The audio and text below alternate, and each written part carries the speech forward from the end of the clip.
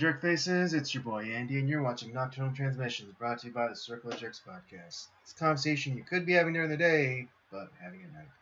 We're back with another stream. With me as ever, co-pilot on this thing is the homeboy Rob. What's going on, everybody? Yeah, this is your weekly stream, talking everything, news, culture related, as well as our usual movie review. And just to remind you folks that this month's theme is Anime April, and tonight we will be reviewing the movie Paprika from 2006 or 7. I don't remember when. Just to refresh. Well, it was released in the US in 2007, but I believe it was released in Japan in 2006. Yeah, that sounds about right. And interesting film. I'm looking forward to talking about it. Yeah, very interesting. Also, and also because it's said to have inspired a lot of like the visual aesthetic of Inception. Which, yep, I totally see that. Exactly, yeah, I totally do, and maybe like the concept as well of like dream sharing. Yeah. But we'll be getting all of that. We'll be getting into all of that as the stream progresses. Man, today for some reason I can't talk. I'm just like tripping over my mouth. Did you listen to too much Joe Biden? Is that what happened? It might have been. It might have been. But I don't know. Maybe because I'm just tired, and the weekend was kind of hectic for me because I was in charge of the food at my church for Easter. Yeah. And so I was running around making sure everything was going off correctly, and we had enough food, and luckily we did end up having just enough food for everyone there. So that's always a good thing. But as long as you have just enough. Just enough. Yeah, I just by the grace of God, we had the perfect amount of everything.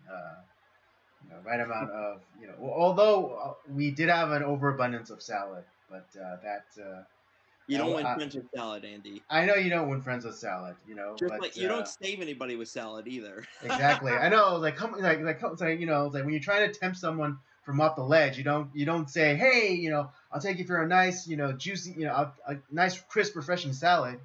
No, it's always, you always tempt them with meat, with meat. It's like, oh, I'll buy you the best steak in town. You don't ever see people being talked down with the offer of the best salad bar in town. Yeah. But as good managers do, I delegated I did a lot of the responsibilities. So the person who was responsible for salads, he overdid it and bought a little too much. But it was okay. It was all fine. We ended up having way more than enough, but it's all good. Well, that's all right, but it sounds like you had a good Easter. Yeah. I ended up. I worked on Saturday as always, and it's right around like Friday and Saturday were pretty hectic because people are trying to get all their tax stuff in. Oh, that's right. Yeah. Yeah, everyone's kind of like scrambling at the last minute to get their taxes in before the postmark deadline, and then Sunday, Joyce is pretty much studying most of the day, so I was I ended up watching the movie, and that was pretty much my weekend. I've been gaming quite a bit. I just started up. Well, I've been playing the new Gran Turismo 7.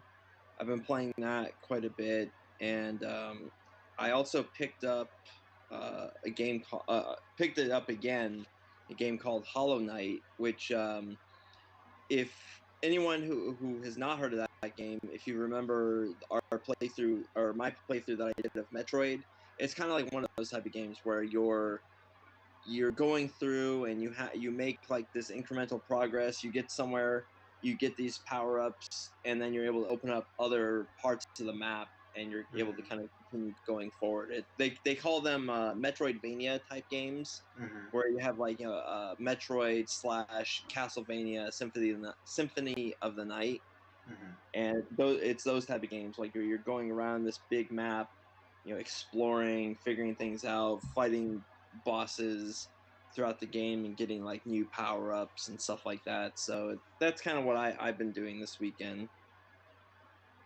Cool. Yeah. Yeah. Oh, another reason why I'm like kind of tired too is because I mean, not like you, but similarly, I had a full weekend as well, and I was helping out at my church on Saturday because every first and third Saturday of the month we host a food bank. So the city comes and brings food, and people can come by and get what they need. But this past weekend we put on something a little special, a little Easter presentation with like skits and musical performances by little children and things like that. Um, because I'm so damn dependable, I was there to help out, bright and early.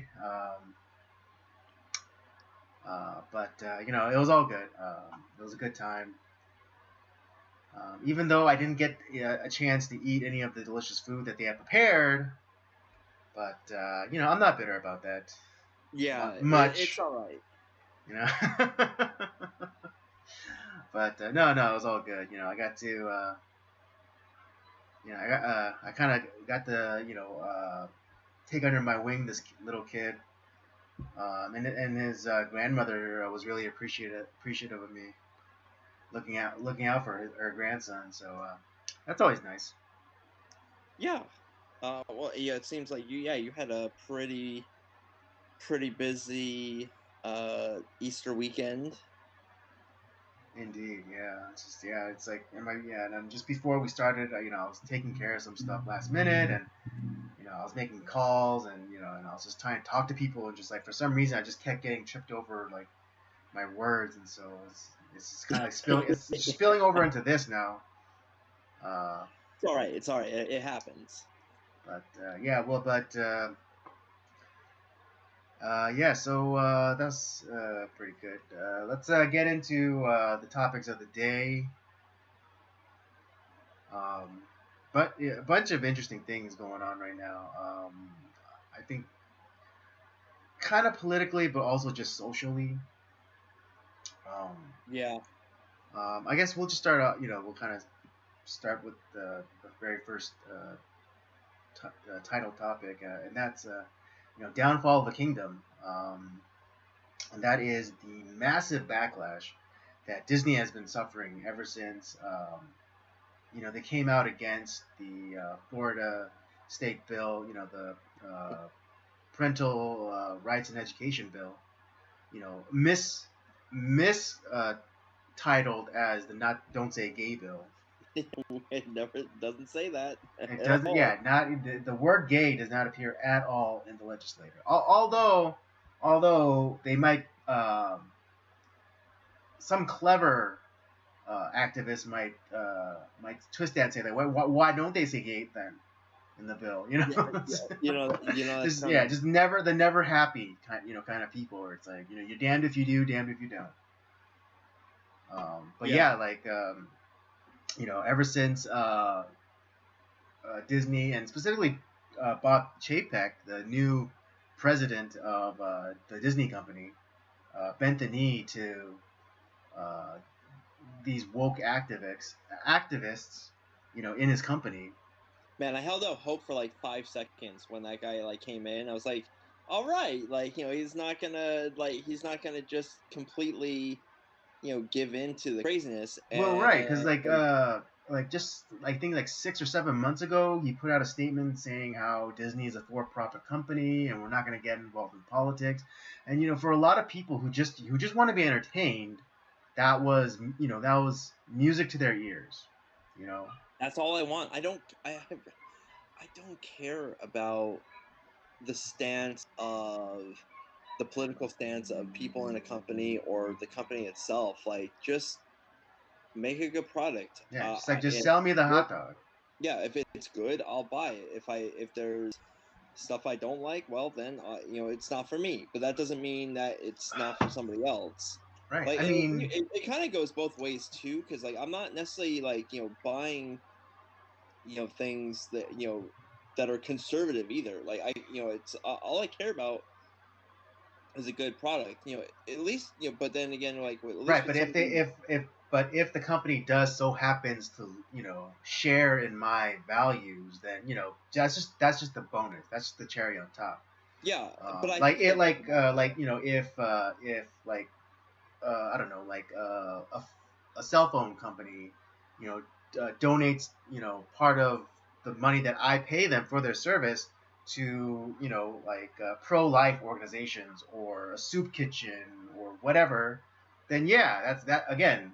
They don't I'm all have to for do it. those. They don't have to do those things. But if they do those things, that's just a bonus. That's just a bonus for me to keep giving that company my money. Yeah. But No, yeah, yeah, and because good job, because Bob Chapek, 7 months ago said that we're not gonna get involved. We're a for-profit company, and again we are people who just want to be entertained. We're singing from the rooftops, saying hallelujah.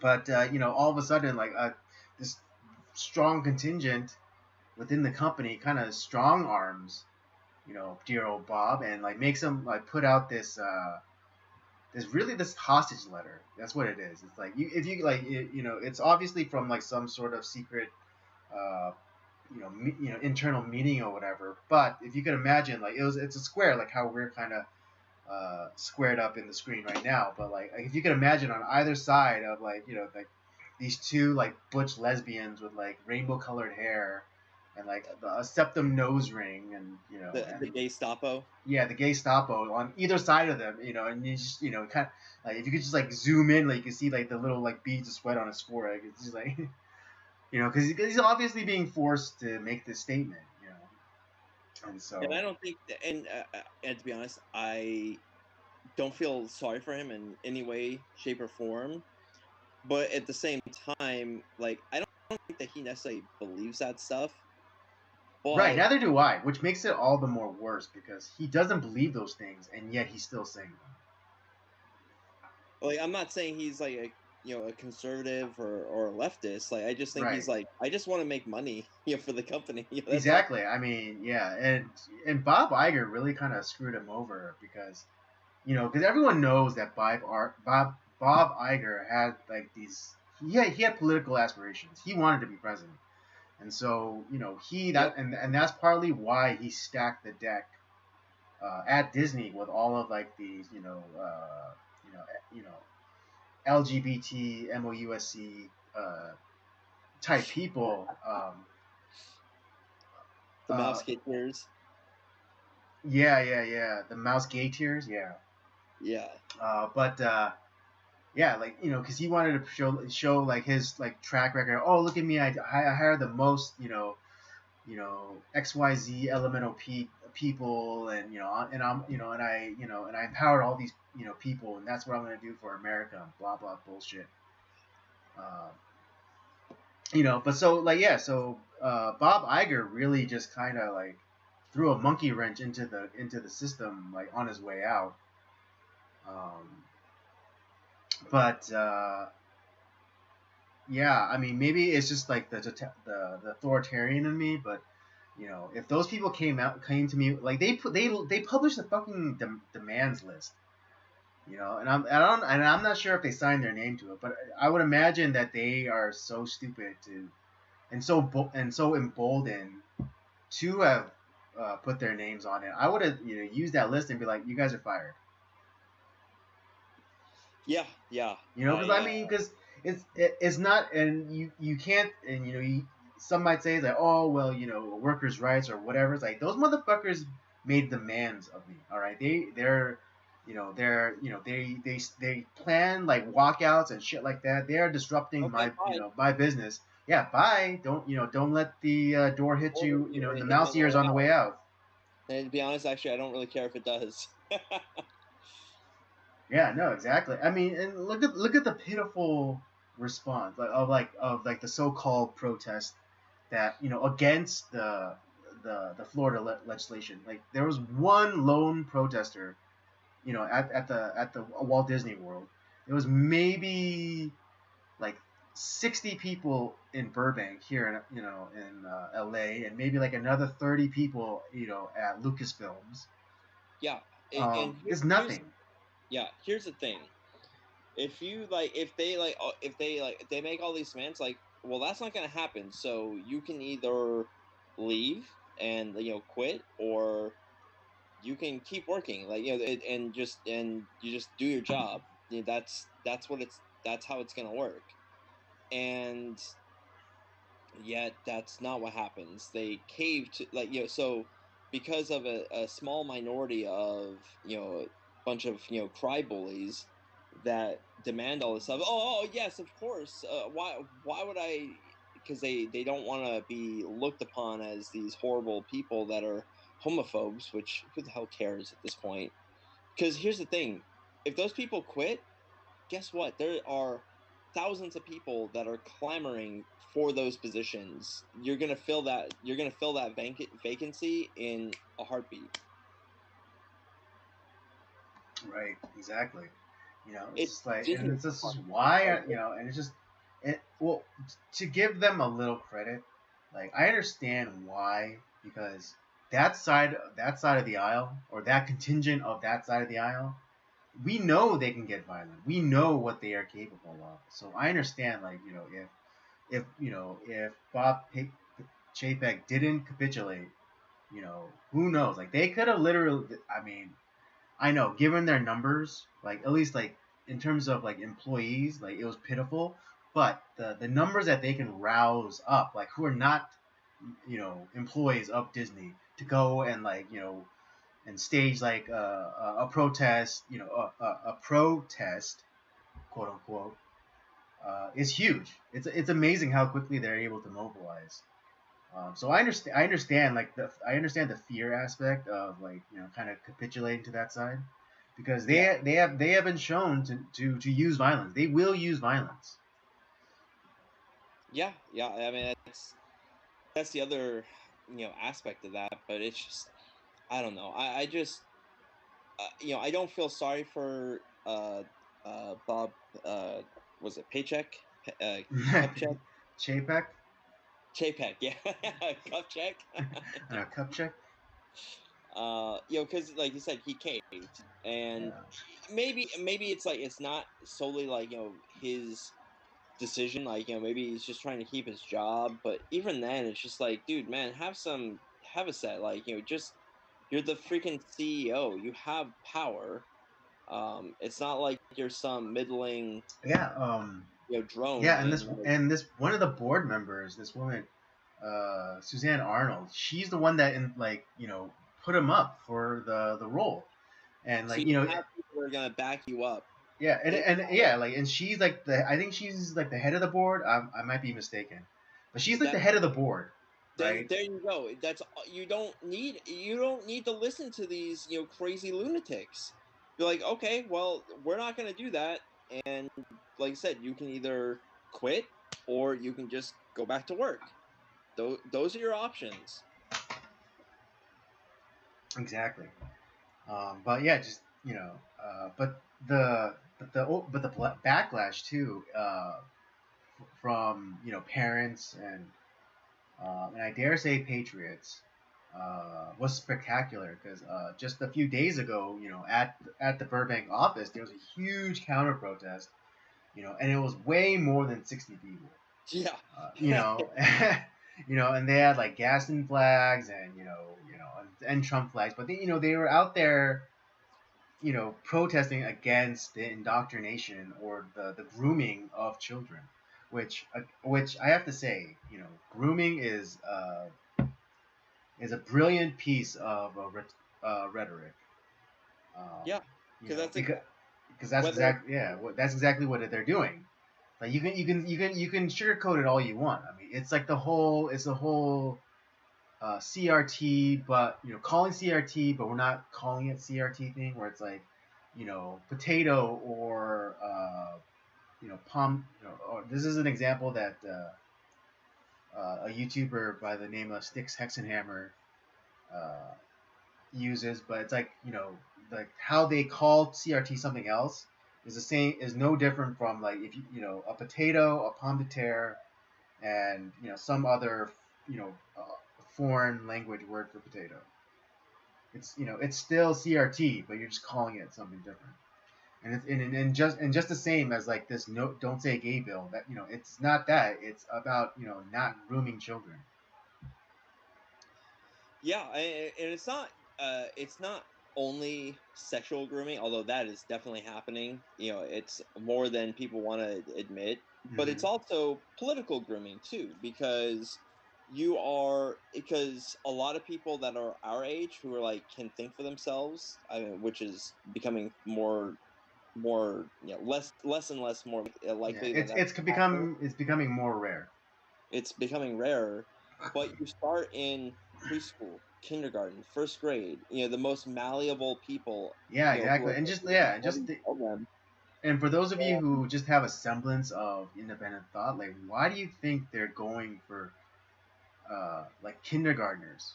Why do kindergartners need to know about gender identity or gender expression or anything like that? this is And also and just one more thing to add there is why are they so hell bent on having universal pre-K? yeah, that's Yeah, the other thing. Well, now we know why. yeah. Now we know why. It's like it's not enough that that they have your kids from like 5 to 18. They want them before that. Like if they could, they would snatch your children away after you give them birth to them. And Yeah, that and you that's will. not and that's not an exaggeration. Well, and this actually kind of goes back. These are somewhat other topics, but stuff I kind of wanted to talk about, but we can kind of force this into here. Mm-hmm. This is stuff where um, you a lot of these teachers refer to them as my kids. No, they're not. Oh They're yeah, your yeah, yeah.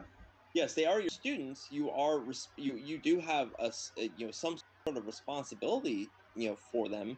Your responsibility is to teach them the fundamentals, the basics, math, English, social studies, or history, stuff like that, like kind of the stuff to kind of get them started, to give them Right, a yeah. But foundation. again, yeah. But then again, their responsibility begins and ends at the textbook.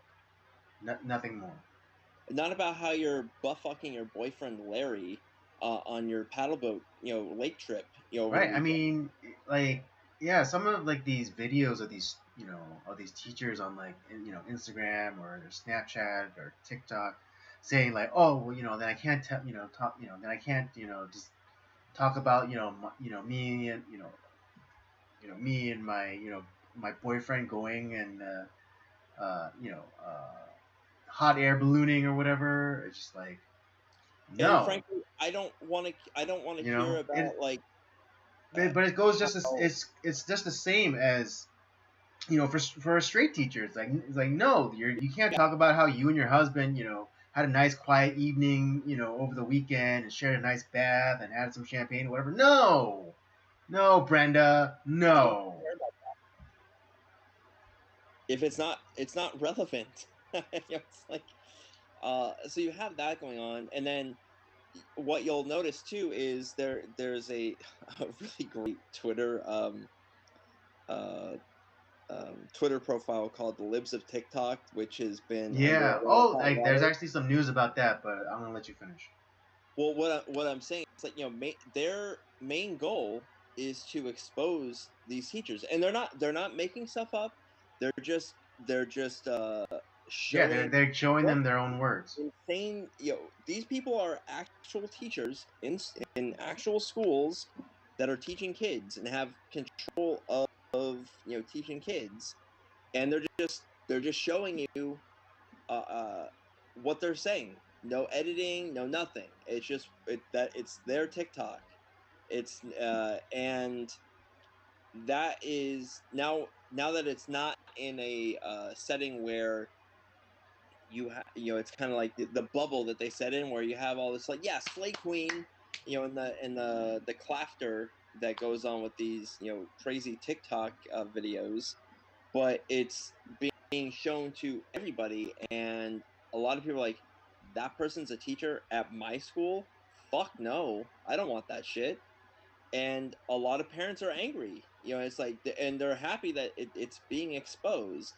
And now that Twitter profile is having some sort of power, they are under a lot of hot water, which is insane. And Right. I just found this out today, but there's this, there's this like shriveled old bag of a journalist who's like, who's trying to dox the owner of that account, Libs of TikTok. what's her Um, face? yeah, some barren ass bitch. Pastor Prime. Oh no, the internet is a scary place. It's horrible what they're doing to me. Oh yeah, all the crocodile tears, like when Right. she. It's like when you put yourself when you're a public figure, like you don't even want to put like one bit of information about yourself. Shut up, bitch. Shut the fuck. And she made her bones by doxing fucking people and harassing them. I have zero sympathy for her. She deserves everything she gets. Yeah, no, like yeah, she supposedly went to like a family member of the person who runs the Libs of TikTok, and then like she even contacted the owner of the account and was saying like, hey, so and so, I was wondering if you had time to comment on the story that I'm gonna put out, and the deadline is today, which basically that the DM that she sent was basically saying, hey motherfucker, you better knock that shit off, or I'm gonna expose you to the entire world. Yeah, that she's an example of a crybaby who is funded by billionaires that Yeah, I mean, she worked at WAPO, which Washington Post, which is owned by Jeff Bezos. yeah. I mean, this is what people don't realize is like these organizations that are like, oh, it's the news that's fit to print, the most trusted name in news, and like, democracy dies in darkness. It's all bullshit. It's not all these things are, and I'm not saying it's bad for rich people to own these things, but it's we see like with the whole Elon Musk thing, him trying to buy Twitter. Oh, he's a bad billionaire. Like, oh, he's so Yeah, terrible. no, like they're freaking out. It's like, oh, this is I forget, some probably blue check mark, but they tweeted out. Oh, I was like, who said it was a good idea for billionaires to have like their own media companies? And it's like, and then someone's like, all right, now do Jeff Bezos. Just like, Yeah, it's it's. I love yeah, I just laugh. like they have no self awareness whatsoever. Now, So, frankly, I don't really care if someone does. They have a successful company that makes billions of dollars. Great, cool, that's fine with me. As long as you're not like cheating people or along the way, and you're doing things legally and you're not screwing people over. Great, cool. You did better than the rest of us. That's what America's all about.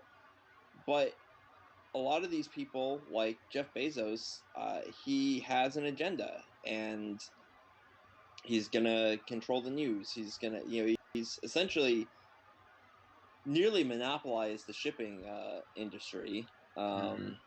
I trust me, he would like nothing more than for every other shipping industry to go away, because that's I'm sure that's his goal. Mm-hmm. Um, and it's funny how like kind of like with like Mark Zuckerberg, like there's certain times where like the left like champions these guys, but then there's certain things where like, oh, you're opening up an Amazon facility here, fuck no, we're not having that. And it's like it's kind of like they're these people are always playing like the both sides of the fence, just to say, oh so no, we challenge. It's kind of like how they always bury the lead in these articles. It's like, oh, we're no, we challenge our own. It's like, no, you don't. That Yeah, yeah, yeah. There's okay. Yeah, we're definitely getting off topic here, but I want to just this one thing. There was that clip of what's his face, sweaty meatball dude, uh, Brian Stelter. the fat Mr. Yeah, the Potato. fat balling meatball.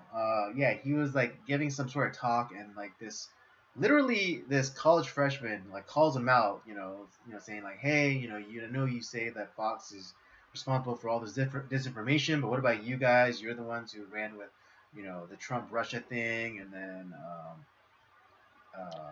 All the shit that yeah, got like all the bunk. shit that basically came out proven wrong. Oh yeah, the Jussie Smollett hoax.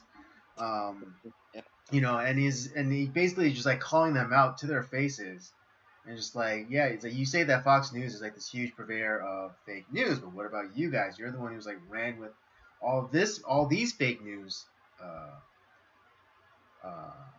stories, which turned out to be false, as opposed to all the things that I mean, I'm not saying that Fox News is the best, but all the things that Fox News uh, ran with, and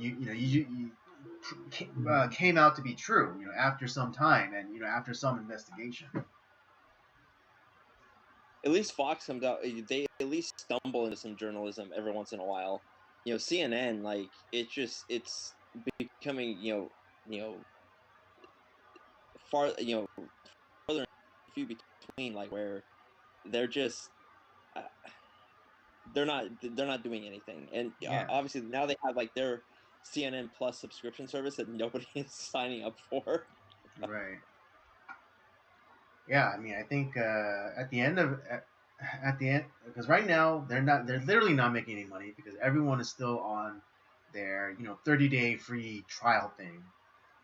So yeah, like a lot of people might have signed up for it, but they are not making one red cent off of it yet.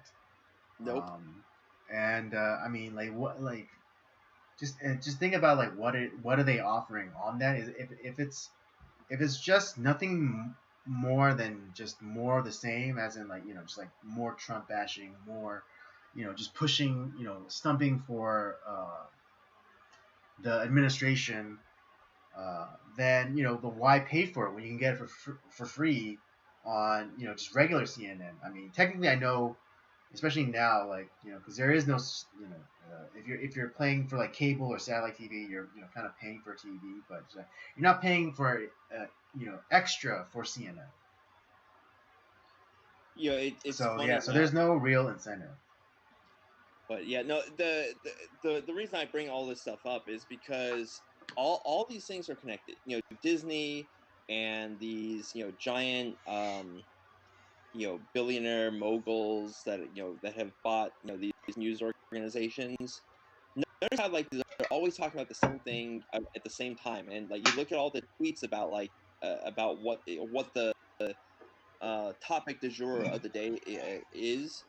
Uh, they're nearly verbatim like the same tweet.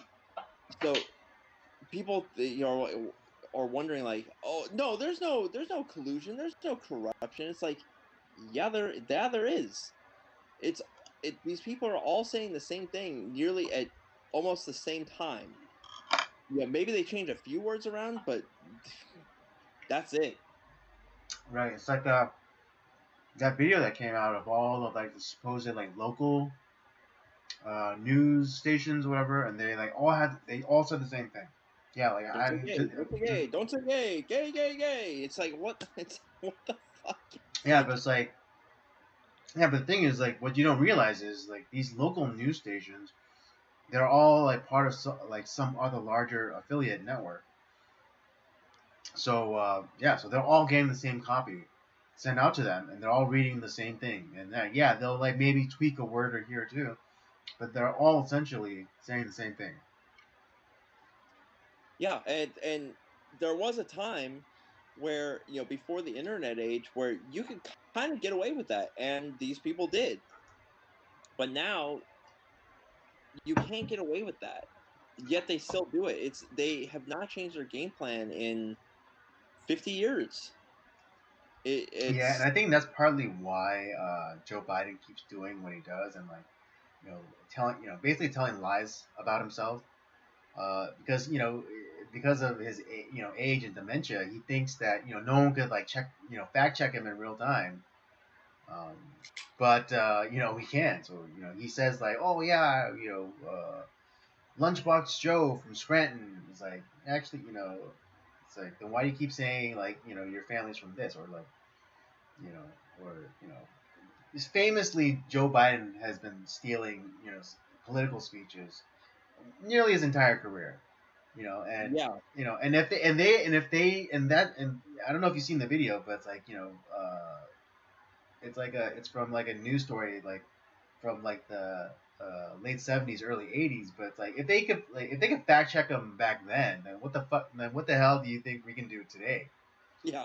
The well, it's like the fact. Oh no, Fucking like Ted Koppel was calling his ass out. yeah, exactly. Yeah, and or now it's like, no, Hunter and I aren't. I don't really know what Hunter's doing. I trust. He's a Yeah, like, smart oh, guy. like you just you jump onto your your pocket supercomputer. It's like, it's like, oh, here's a picture of you, Carlos Slim, and your son Hunter in Mexico. It's like, what's that about? Oh yeah, and there's all this paper trail, tying all of his the money he's taking in and expenses going to you, and it kind of wow, it kind of matches up. Right? He's I like, wonder yes, what and that's and about. who's this big guy who gets 10%? Yeah. Big guy, big guy. Oh, big guy. Big That's guy. me. Wave, Joe, wave. Yeah. Scare Oh the yeah, did you see the Easter Bunny that came in and like rescued him scare from like his? the shit out of him, like thinking it was like the angel of death. Yeah. It's like, oh. It's like Jesus Christ is popping out of the grave to kill him. I guess My he's just God. Jesus was like just ready to like pimp slap him. He's like, you keep my name out your mouth. And yeah, it's just. I mean, the thing is, like, you almost feel sorry for this guy, but then like when he does have this moment of like just cogent thought that he throws out there, or you look back to his past, like, oh yeah, you're an awful person, and honestly, like I'm not saying I'm happy that's happening to you, but like it's deserved. Right. Yeah. Yeah, because because we're compassionate people. There are some times where I just like see all of like his goofs and gaffes, and just like, oh man, this is like elder abuse. But then I'm remembered of what a shitbag he was, and it's like, oh yeah, this is your comeuppance, dude. This is your Faustian bargain. Like you've been Yeah, trying to be you've been trying to be president since like the '80s, and you try to be president three times, and now you are. But this is now like your Faustian bargain. It's like, yeah, you're the most powerful person in the world, but you're gonna poop your pants in front of the Pope. yeah, you're the most powerful vegetable on the planet, Yeah, but there you go. Yeah, you're the most powerful. Yeah, you're the most powerful, but you're gonna be a vegetable. it's just like, Yeah, because I mean, imagine if he actually did become president, like when he was still like cogent. Yeah, like, horrible. it would have been horrible. It would have been more. It would have been worse than this. Yeah, I guarantee you, it would be worse than this right now. What we're yeah, suffering right now. because he'd be with it, and he'd be an even more evil, crazy bastard. Exactly. I mean, now you can kind of like off put some of the blame and be like, oh, he's being controlled by somebody else. But Which is true. He is. which is true. Don't get me wrong, and it's not as though he would be less control. I mean, it would be less obvious that if he were still mentally with it. Yeah. But now that seeing how he is so mentally gone, it's more obvious that he's controlled. And maybe all presidents were like that, but it just took like this melting vegetable here to really put an exclamation mark on it. Yeah, but like you said, all these people are connected in some way. Like just so you know, like the topic du jour is the Don't Say Gay bill and all this stuff with like Disney and trying to celebrate like we need to protect teachers and no, there's no CRT in schools and all the crazy right wing, like they're at it again. That's that's the topic that everyone's talking about, and there all these news organizations are saying the same goddamn thing. Yeah, and I'm not even necessarily calling for like a boycott of Disney. I mean, I endorse boycotts only as so far as a personal boycott. Which anyone is entitled to do for themselves. I mean, when like the whole like Starbucks thing happened and they're like getting really woke, it just started becoming unbearable. I had a Starbucks Gold card. That's how much I went to Starbucks. But Yeah, but once they started getting into all the woke shit, I was just like, no, I'm done. Now I just now I make coffee. 'Cause I would only go in for like iced coffee, and the occasional like hot latte or whatever. But now I just make my own coffee. I even gone to so far to the step where I'm even making like my own flavored like coffee syrups. Jesus. Yeah, like That's pretty cool. vanilla. Right now just vanilla, but that's my favorite flavor. But I'm not opposed to making like hazelnut syrup or what have you, or peppermint syrup for the holidays. But yeah, like I go as far as like I make a gallon of vanilla syrup like every like 2 or 3 months, and and that does me, and I just make coffee at home and I take it with me.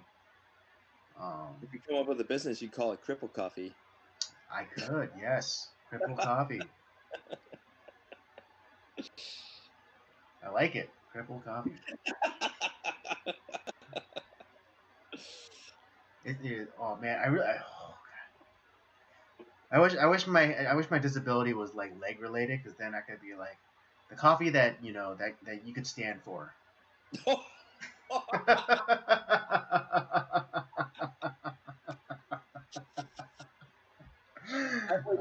Oh, no, no, no, no, no. Oh, tagline: Cripple Coffee, hands down the best coffee. Yeah, when you said that the coffee you could stand for, I just remembered like this. There was that one thing of like all like the celebrating like women of all different types or whatever, like, and they're all dressed as like Wonder Woman. Mm-hmm. And my favorite one was the Wonder Woman that was in a On the wheelchair. wheelchair.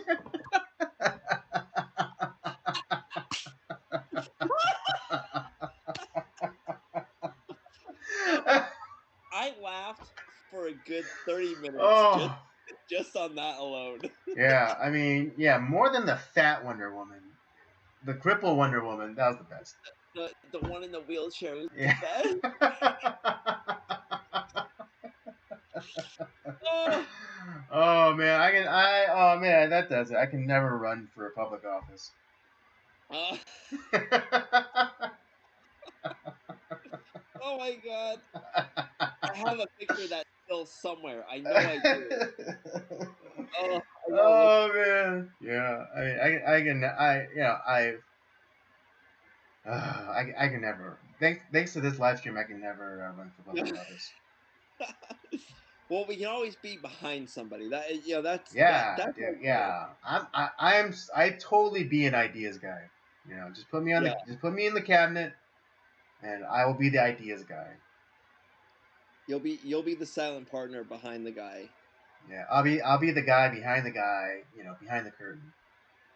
Yeah. um, The Wonder Woman.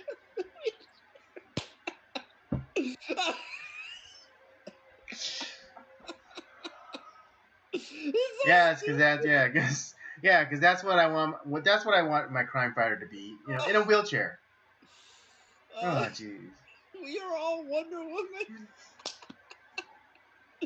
Oh my god, it's so stupid. It is. I mean, like, because what is it? There's this kind of pseudo comic book hero in like the '90s called the Mantis, and it was like this. It was like this crippled guy, but he built himself on like some sort of exosuit so he could stand up and fight crime or whatever. Even then, like he wasn't. It's not as though he was a crippled superhero. It's not like he developed a hover chair. He built a fucking suit so he could walk around. Because even he fucking knew no one would take him seriously in a wheelchair. Yeah, and it's not like it's something like in the case of like Oracle from like Batman. Right, yeah. Like, For those of you non-comic book nerds, that's Barbara Gordon after the Killing Joke comic book arc. Yeah, so where she gets paralyzed. She was still an integral part of the integral member of like Batman's like group. But yeah, it just God, Killing Joke. That's such a fucking great comic. Yeah. But yeah, I mean, it's like that's cool. She's still like it's not like she's yeah, she's not like on the front lines, like in her wheelchair, like throwing batarangs and shit. No, not having to make sure that every roof is like wheelchair accessible. Yeah. Oh, I'm sorry. I just like when you said that coffee you could stand for. I'm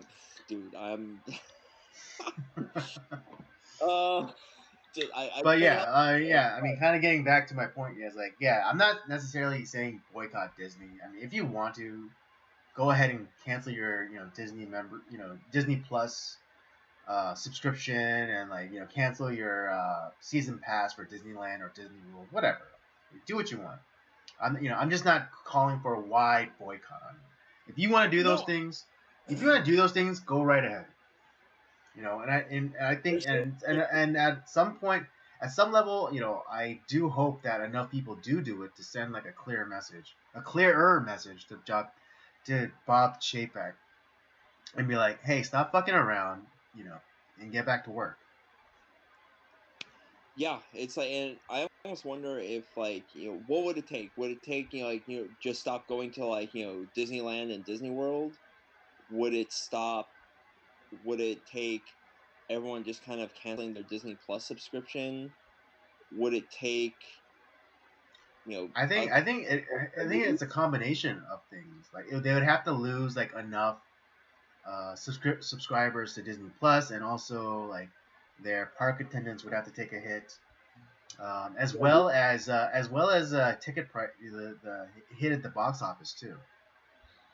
Yeah, I mean, maybe it's all those things combined, but like because we have to remember, like this is a extremely large company. I mean, they're billions of dollars. Right. I mean, yeah.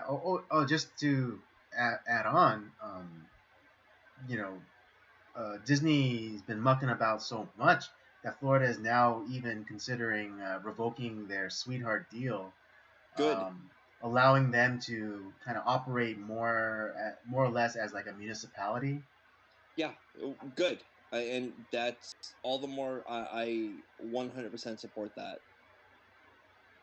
Yeah, so I mean, before, like, if they wanted to, like, expand or build, like, they didn't have to go through like the city or like the county that that the park inhabits. I think it's two counties that the park inhabits, like Orange County in Florida, and then some other county. I don't remember what.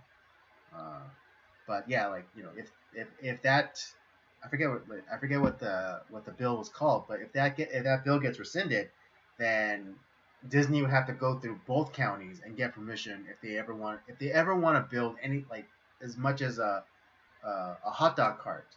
They'd have to go through both those counties. Yeah, and to be honest, like, okay, before, like, you guys, you're just a a company that like is mainly for kids. We've given you like a whole lot, but now you want to play hardball. Okay, well, you get to play by the rules that everyone else has to follow, and you're gonna get treated the same as everybody else. And right. you're gonna take the same financial hit that takes. You're gonna eat it. Yeah, as much as the old axiom of go woke, get broke is true. So is fuck around and find out. Yeah, it's just, and maybe it is like something that they believe in enough where they're like, okay, fine, we'll take that financial hit, and I guess I can kind of sort of respect that. At least they're but it's Yeah, like I could. Yeah, I definitely get it. Yeah, if they really believe all the dog shit they've been spewing, and they're willing to take that kind of financial hit, then my respects. I don't My respect it. my respects, totally. Like, sincerely too. Now, I'm not just saying that to be an asshole. I like legitimately. If you're willing to lose money off this shit, then bravo. Yeah, it's that's impressive because there's a lot of people like, well, no, we don't want to. No, Yeah, exactly. But yeah, I mean, yeah, because most people who adhere or profess these like woke ideologies, they're just in it for the grip. Yeah. But I mean, if someone is like willing to take the financial hit, then yeah, good on you. Tip of the hat. Yeah. But yeah, that's what's going on with Disney. I haven't come to the point where I canceled my Disney Plus subscription. I don't know if I'm gonna watch that Thor: Love and Thunder though. God, that looks. God, I feel like that movie's gonna be so horrible. The trailer. Yeah, well, I mean, I totally get the sentiment, but there's something just so likable about Chris Hemsworth. It just I couldn't help but like smile. Part of me is like, this might be one where like I wait for it to come on Disney Plus because I don't know if I want to go to theaters and watch it. I'm not. Right. Yeah, I'm totally with you. But yeah, the Doctor Strange movie coming out next month. That's something I'm definitely gonna watch. That looks like it's gonna be really good. And but yeah, the trailer itself looks really terrible. For Thor: Love and Thunder. Maybe it's a movie that's gonna like end up surprising me. Like I ended up liking Shang-Chi a lot.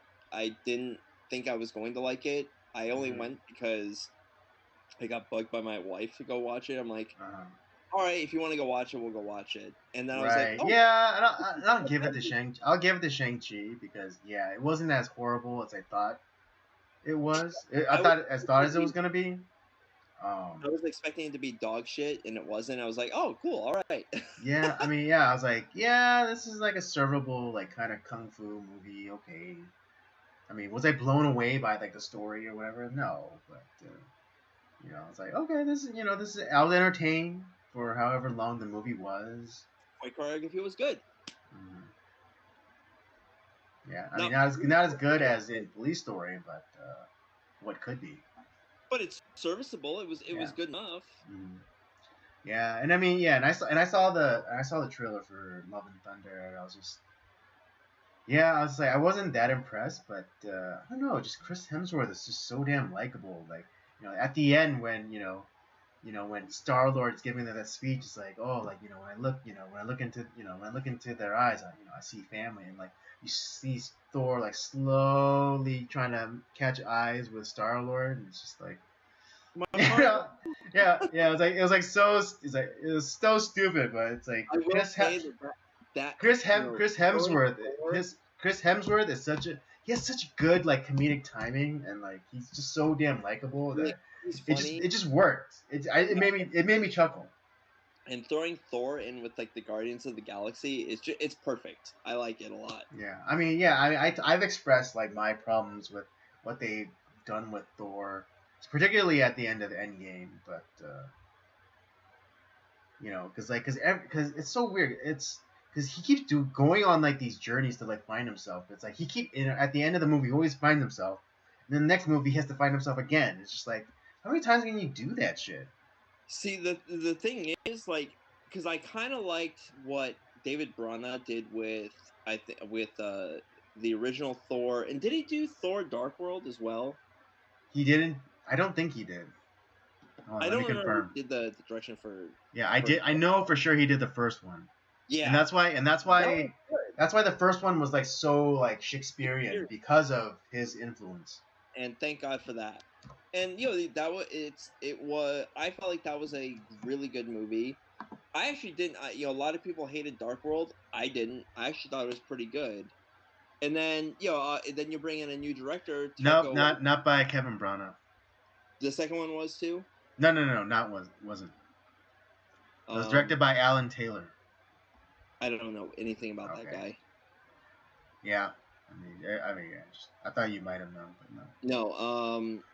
But then see some of his credits.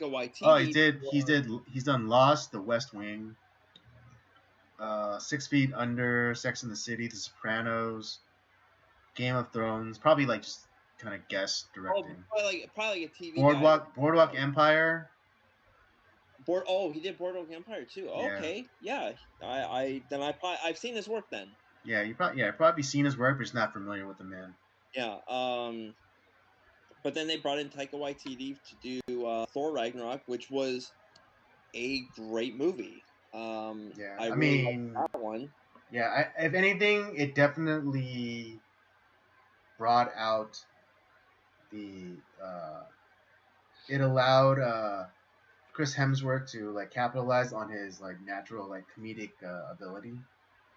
Yeah, it kind of opened him up a little bit, which is great. I liked it a lot. Him and like the interaction with. Oh yeah, I was saying it opened up, Chris Hemsworth and the actor who played Loki, and like their chemistry together was great.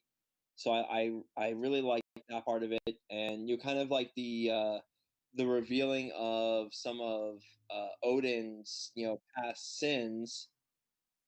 That all that was great, and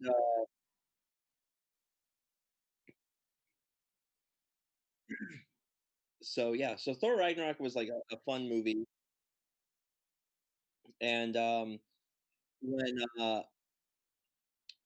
but like and you kind of Thor Ragnarok moves into Avengers Infinity War and Endgame. Like this Thor Love and Thunder, I'm not 100% sold on. Maybe the trailer's bad. The trailer could be bad.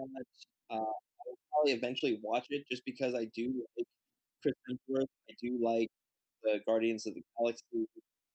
Um, I am gonna watch the Doctor Strange Multiverse of Madness.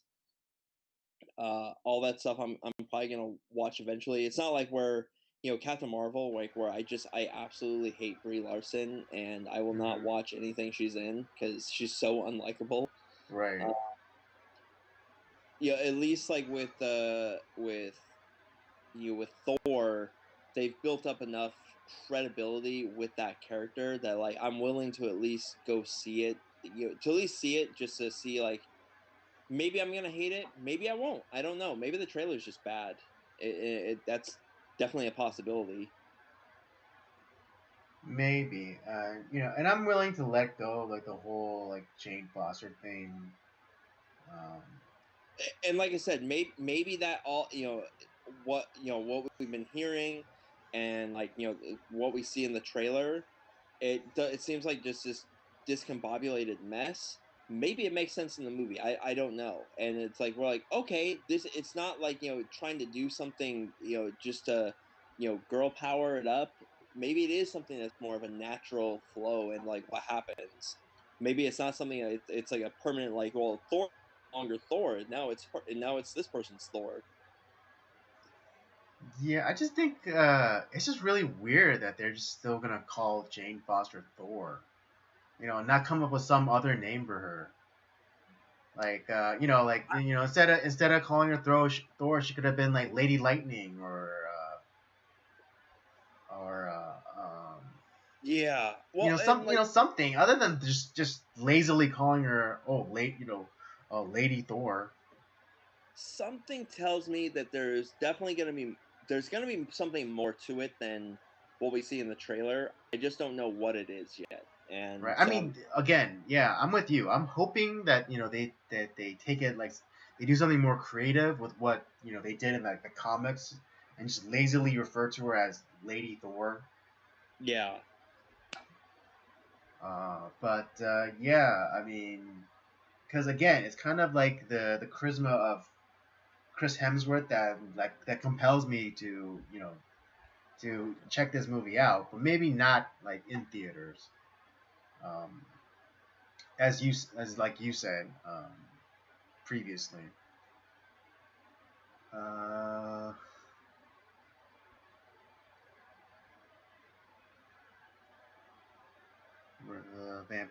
vamping. I don't remember how we got to this topic, but oh right, subscriptions and Disney. Yeah. Again, I am not calling for boycott of Disney, but if you want to personally, uh, what's the word I'm looking for? If you personally want to discontinue your Disney Plus or your season pass to Disneyland, Disney World, etc., then yeah, go right ahead. More, but I'm not, I mean, not that I think I have like this huge influence on anybody, but yeah, I just wouldn't call for like uh, a widespread boycott of Disney. Yeah. Yeah. But yeah, that's all I got to say about it. And yeah, we kind of went off a little bit on a tangent, but that's okay. It was a semi Disney topic. Talking about Yeah, I mean, yeah, since Disney owns Marvel and everything. But yeah, it loosely fit together. But anyway, yeah. I guess yeah, we'll just move on to the next topic then. Um, but those of you who may not know, the mask mandate has been. I haven't looked into this fully, but I think it's officially now dead. Particularly when for travel on planes and in airports. at least domestic travel, as far as Yeah, at least domestic, because again, if you go internationally, then it's up to the host country. Blah blah blah. Right, right. But in terms of U.S. domestic travel, it is no longer required that you required, okay, legally or otherwise, required of you to wear a mask during travel or while in an airport. And for those of you on the left with vaccine damage, that doesn't mean that you yourself can't continue to wear a mask. It's just you will no longer have the fig leaf of legitimacy of the government to impose your will on other people. And it also gives me, it also allows me to know who I never want to talk to.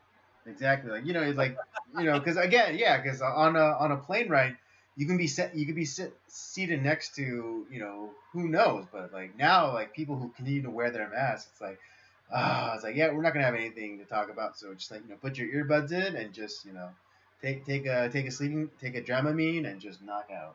Yeah. Which it's so see, this is how I know I'm on the right side of, or I was on the right side of this issue, is because I am scheduled to go on a trip to my cousin's med school graduation in Arkansas. And I'll be flying there, and just so happens that that they rescind the mask mandate just before my trip. Although it is still a month away, and so like who knows what's gonna happen in that in the month. But I think go kind of reading the tea leaves here a little bit, and just getting judging by the trajectory of most states and cities, it's gonna stay rescinded. Here's the thing though, and this is where maybe my skepticism comes in a little bit. Mm-hmm. But I would say like this is one of the videos that was shown is like during the flight where it was announced when everything kind of like came about. It was announced and everyone cheered and took off their masks. It's like, okay, that's great. Obviously, everyone's happy about it. But if you all hated it that much, and clearly there was more people on the plane that were celebrating than were not, and that's probably the majority of the American public. Why didn't you just all band together? It's like, no, we're not going to do that. Why? That is true. That is true. And yet I was of the similar mindset as you. It was not a I understand like where if like you're one guy against like thousands of people, it's a losing battle. You're gonna lose that. You're gonna lose that one. Right, okay. But I have heard so many instances, and I've seen it myself too, where I would just like walk into places and like they'd be like telling me to wear a mask, and I just like no thanks, I just keep going, and then like and I kind of make eye contact with somebody, and like they get and they're like they get the courage enough to like pull down their mask and stuff. It's like yeah, that's right. Yeah, exactly, and yeah, and that could have been happening on these on these planes all along. Just one guy said nope, and then like another be like yeah, he's right, and just like kind of like reverse of like that Dave Chappelle bit. It's like Dave's like the single guy who like, and he wasn't even being aggressive. The way he tells the jokes, like he's not even being aggressive about it. About like this homeless man just like jerking off. On the bus, on the public bus, like sitting next to him, and it's just like, come on, man, you hit my elbows, just stop, and then and it's like yeah, and it's like and all these other people started like they because of Dave like just standing up, just that little bit, they get inspired to just like all be raise their voices and be like, it's like he's right. That's a great bit. I love. Right. I love. Like, come on, man, just stop. You hitting my elbows.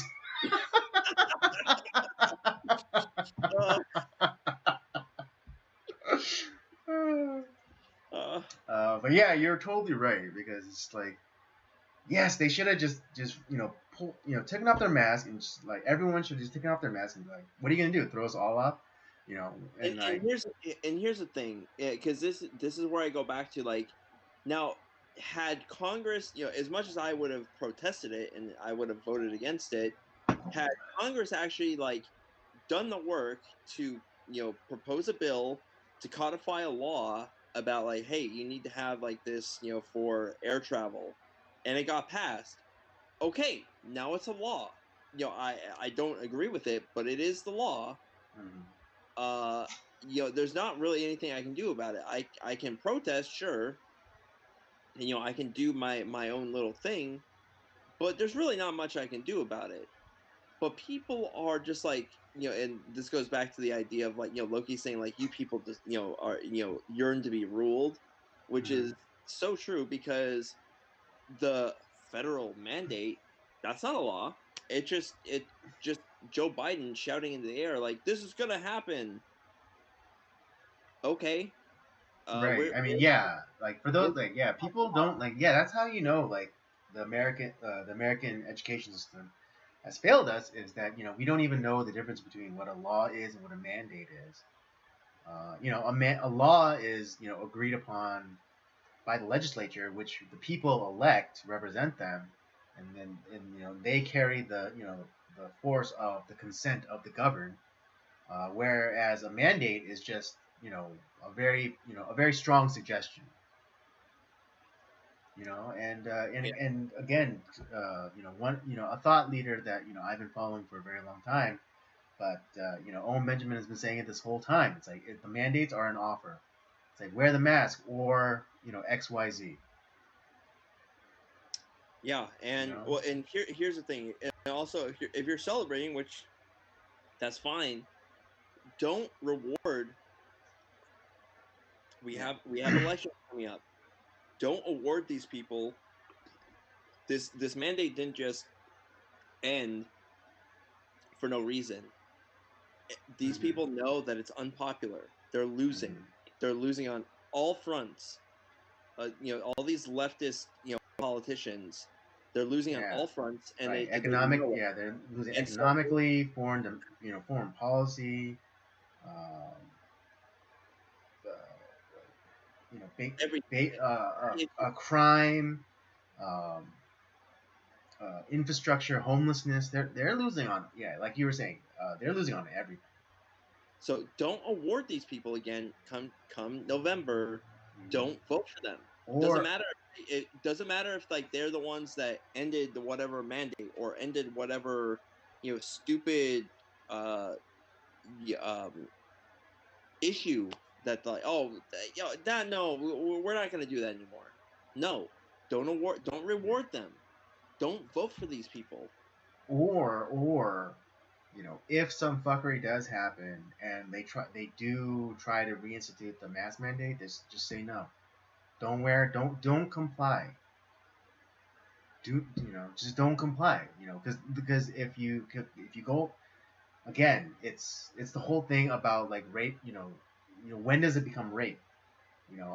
Again, imagine if like a woman came in to report a rape, but then and as she was like describing it, like the quote unquote assailant didn't force his way in. He didn't force her. She and the woman and like the rape victim kind of more or less complied with all of the demands. At what point do you call it rape?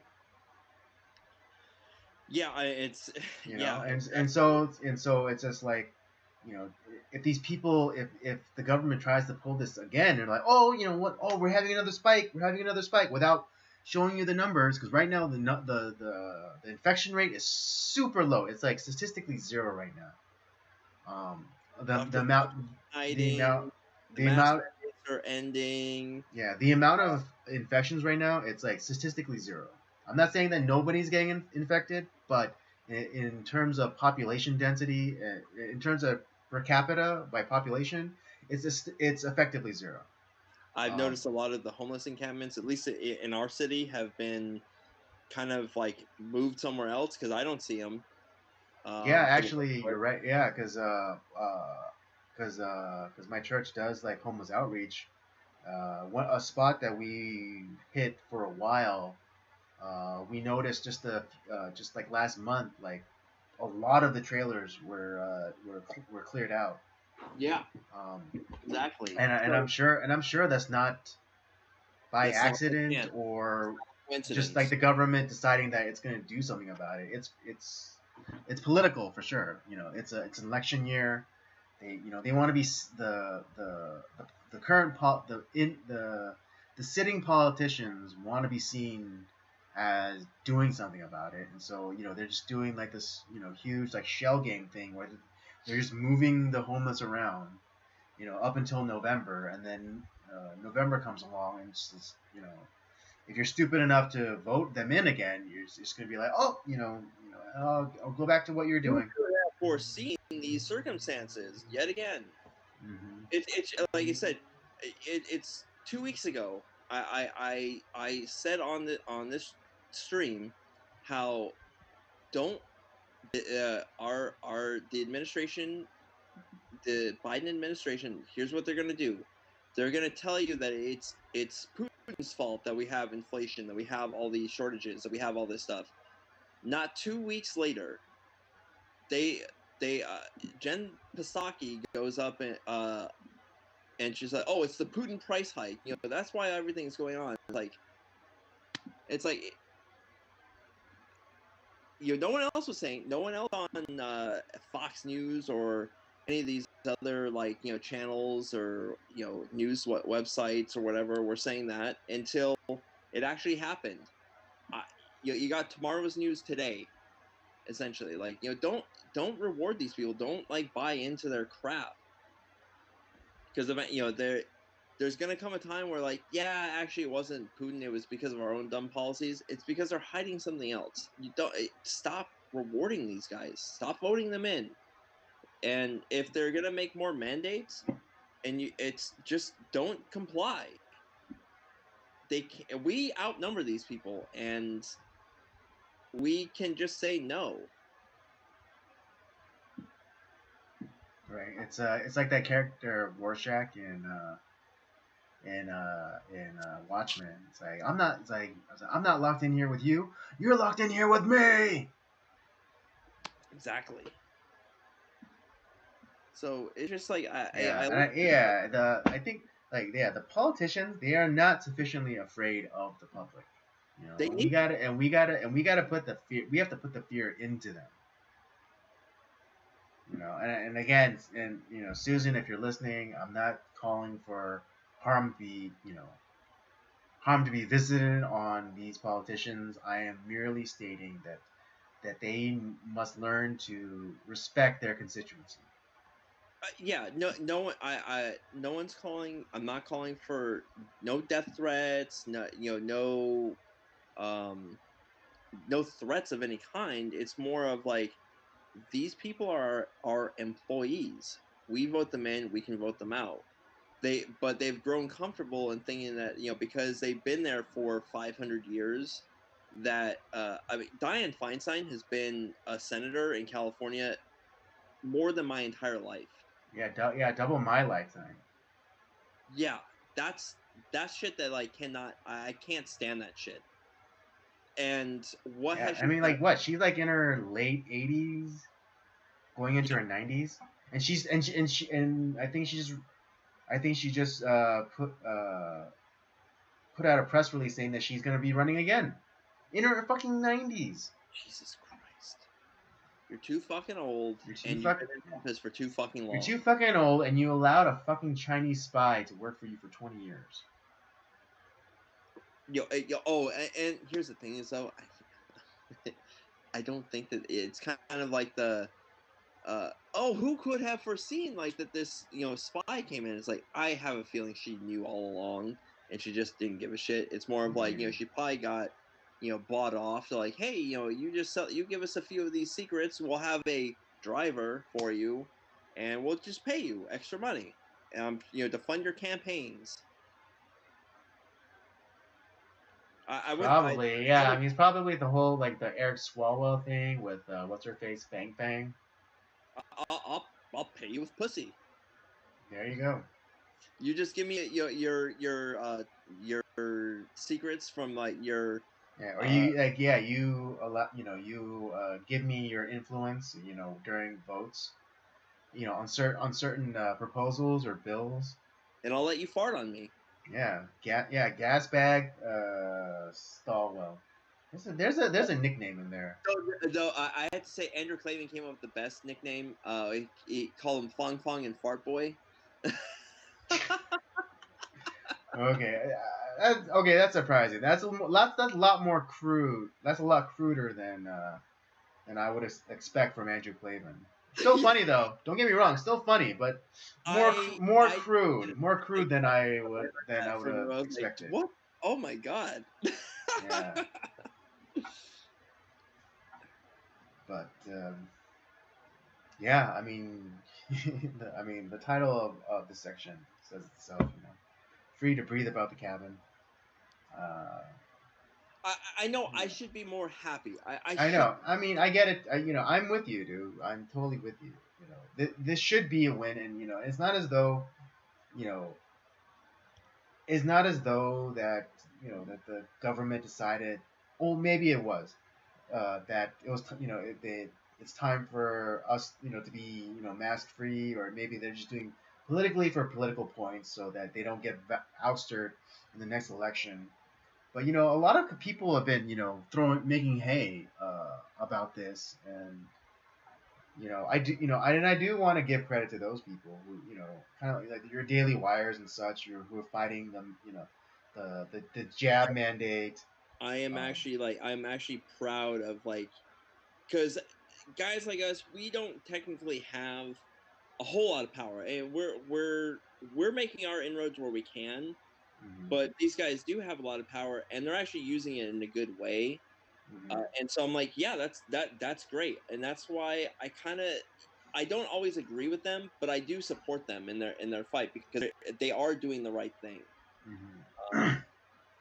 and they don't necessarily have the resources of like a New York Times or an Amazon or a Disney, but at the same time, like, we're going to utilize what we can to do our own thing. We're going to make the changes that we feel is necessary, for not only just, politics and news, but culture and whatnot. And that's great. And those are organizations, if you believe in those things, you should definitely support them. Mm-hmm.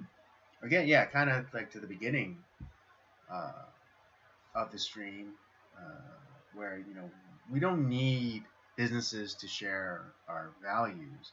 It's just a bonus and cherry on top.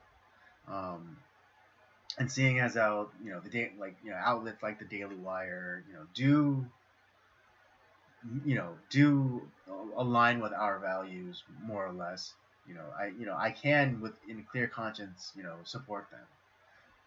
Yeah, because I don't think that, like, like you said, even when I disagree with them, it's not because like they're evil and I think that, and they need to be destroyed.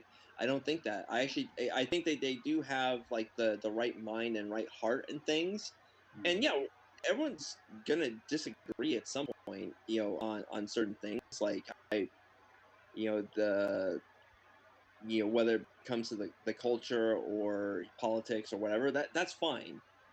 And they don't hide their bias at all. That's also fine. I Right. can respect people who don't hide their bias.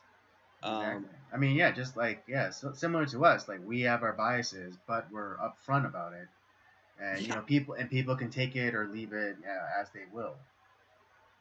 exactly. This is not, and we don't claim ourselves as being like this objective news show. I No, mean, yeah, we're commentating and we're giving our opinions. exactly.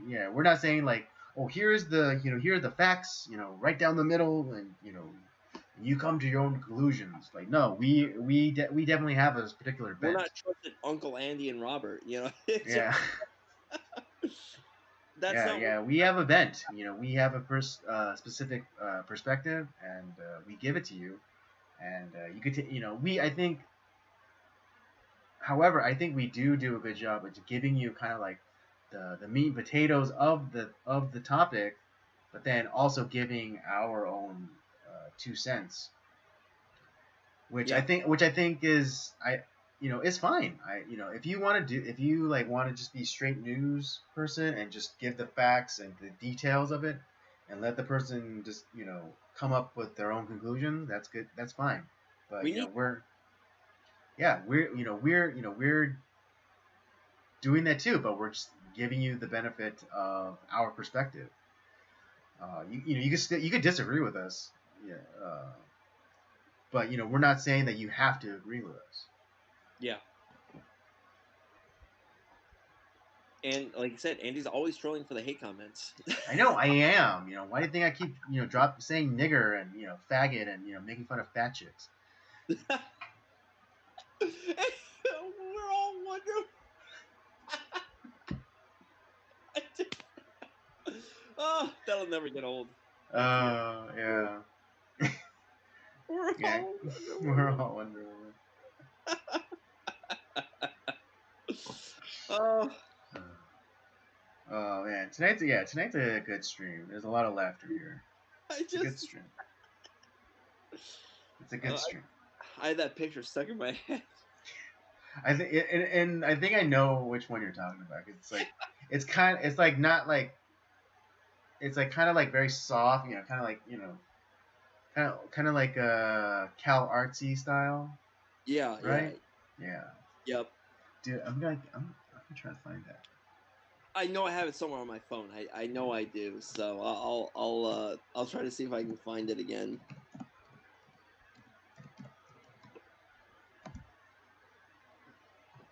But yeah, I mean, it's just like I said, yeah, it's great. The mask mandates are ended, for flights. I mean, that's kind of the last bastion. But remember, the emergency powers are still in effect.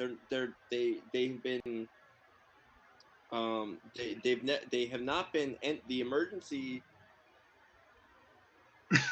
powers have not been ended. I think I found it.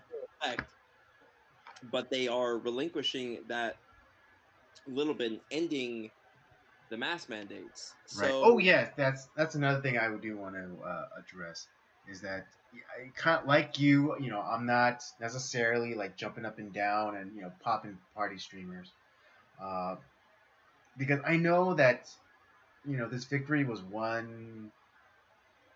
Be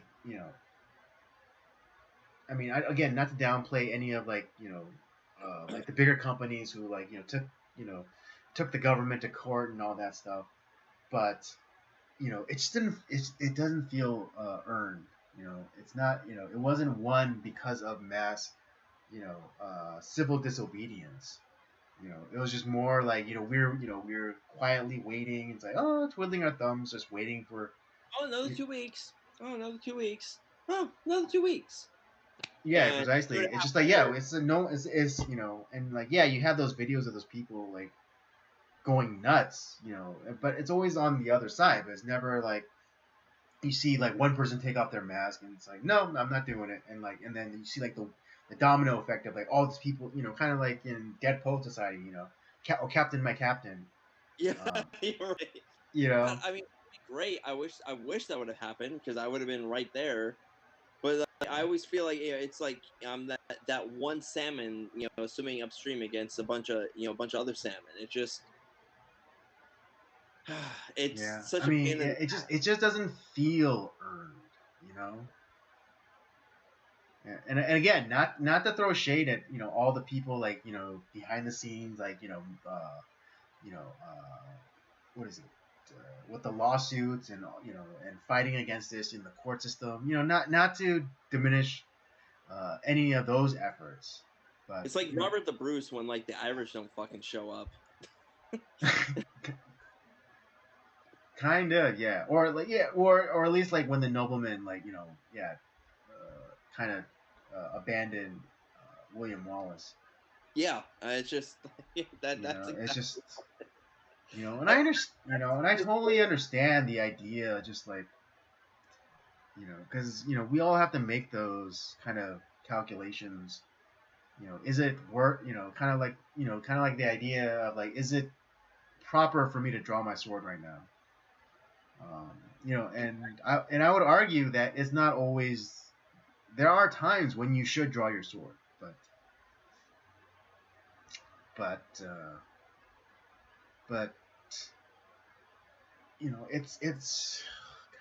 it's just so it's just so hard because that you're the only one who's thinking about this thing. In a group of in a crowded like shopping mall, you're the only one without a mask on, and you're like you have your hand gripping your sword, just ready to go, and just like, but is it worth it? Right, right.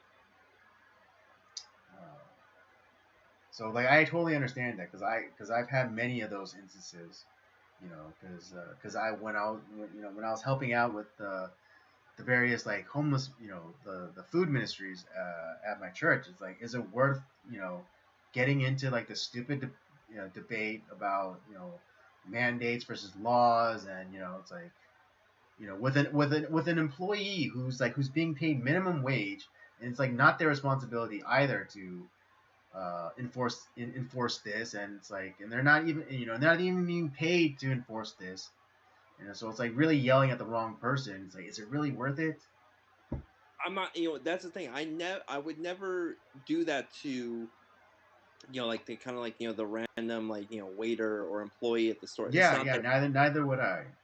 And I've always said that's wrong. Don't do that. Don't be that guy that shows up on Twitter or YouTube or whatever that's just screaming at the guy serving you at the counter or whatever. It's like it's not their fault. They're not the owner. They're not the government that like it has brought this upon you. It's not their fault. It really isn't. And they're not the owner of the business. They're not the government. Don't blame them. Don't yell at them. It's not their fault. Right, and that's how you know that this is a magic spell, because I mean, kind of like how I shared a scene from this TV show. I forget what it's called. but basically have to do with like witches, and they were like doing like a class on magic, and the instructor was saying, "Oh, lift this rock," uh, and then one of the students tried to use magic, but directly, and so when she was able to raise the rock, but it came at a cost, and like her hand started withering. Yeah. And so the teacher's like, oh, see what she did wrong there? She directly tapped into magic. And then like what you want to do is always like, you know, offset it so you get the benefit without paying the cost. And so the teacher took a flower, and sent the magic through the flower and was able to lift the rock, and the flower is the one that withered and died. And so similarly, the government is doing that same type of magic trick. They want the control of the people, but if they go in directly, then the people have legitimate reason to disobey and fight back, and so they'll get the backlash. But they did it sideways. They did it like how the witch did it, and then they did it through a third party. They did it through private businesses. And so the private businesses, they're the ones that get the backlash and not the government. They still get the control of the people. And on this stream, we showed you that evidence that that's exactly what they were doing. Mm-hmm.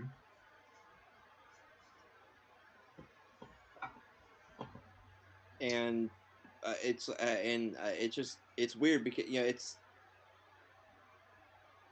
in one sense, I'm glad that you and I are able to see those magic spells and like all the wizardry that goes on. Mm-hmm. Yet at the same time, it's so frustrating when people you're showing the people what's going on. You're kind of like that guy that's exposing the magician's tricks. Mm-hmm. They still don't believe you. Yeah, no. It reminds me of that clip of that former KGB officer, talking about like how the Soviet Union was basically destroying America, and he said like, oh, like the people will get to the point where you can show them irrefutable evidence, but they'll never believe you because they don't want to be known as a person who got tricked. So some people, yeah, like so some people would like rather like they'll hold on to that lie forever. They'll never let it go because like they don't want to be seen as like the one who got tricked. Right. And so some of these people, they know that they're wrong, but they hang on to it because if they admit that they're wrong, then they're seen as the fool who was tricked. And I mean, and as stupid as it sounds, we have to have compassion for those people. Yeah, I do feel bad in the sense. It's just like it's just frustrating because I want them to see the truth. Right, exactly. But yeah, I mean, it's you can't force someone. You can't force anybody. It's like being enlightened. You just know that you are, or no one can tell you that you're enlightened. You just know that you are.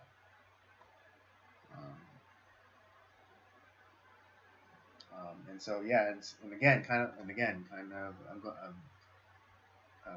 going back to Owen Benjamin. He always talks about like how, like a lot of these people are like sleepwalkers, and it's like it's dangerous for you to try to wake them up. Yeah. And the best thing you can do is just let them wake up on their own. Yeah. You could just you could always be there for them, and you could just like kind of use your influence to kind of guide them this direction or that direction. But you can't just like take them and just, like shake them and wake them up. Yeah, there's a comedian that I like. I'm getting his name right now, but he talked about like his that he went through this like spell of like sleepwalking, mm-hmm. And yeah, how during one of his episodes, like he ended up like jumping out of a hotel window. Thankfully it was like the first story, mm-hmm. But he's like, you got all these cuts and stuff on the window. It's like Jesus Christ. Wow, that's Yeah, crazy. it's just like, what the fuck?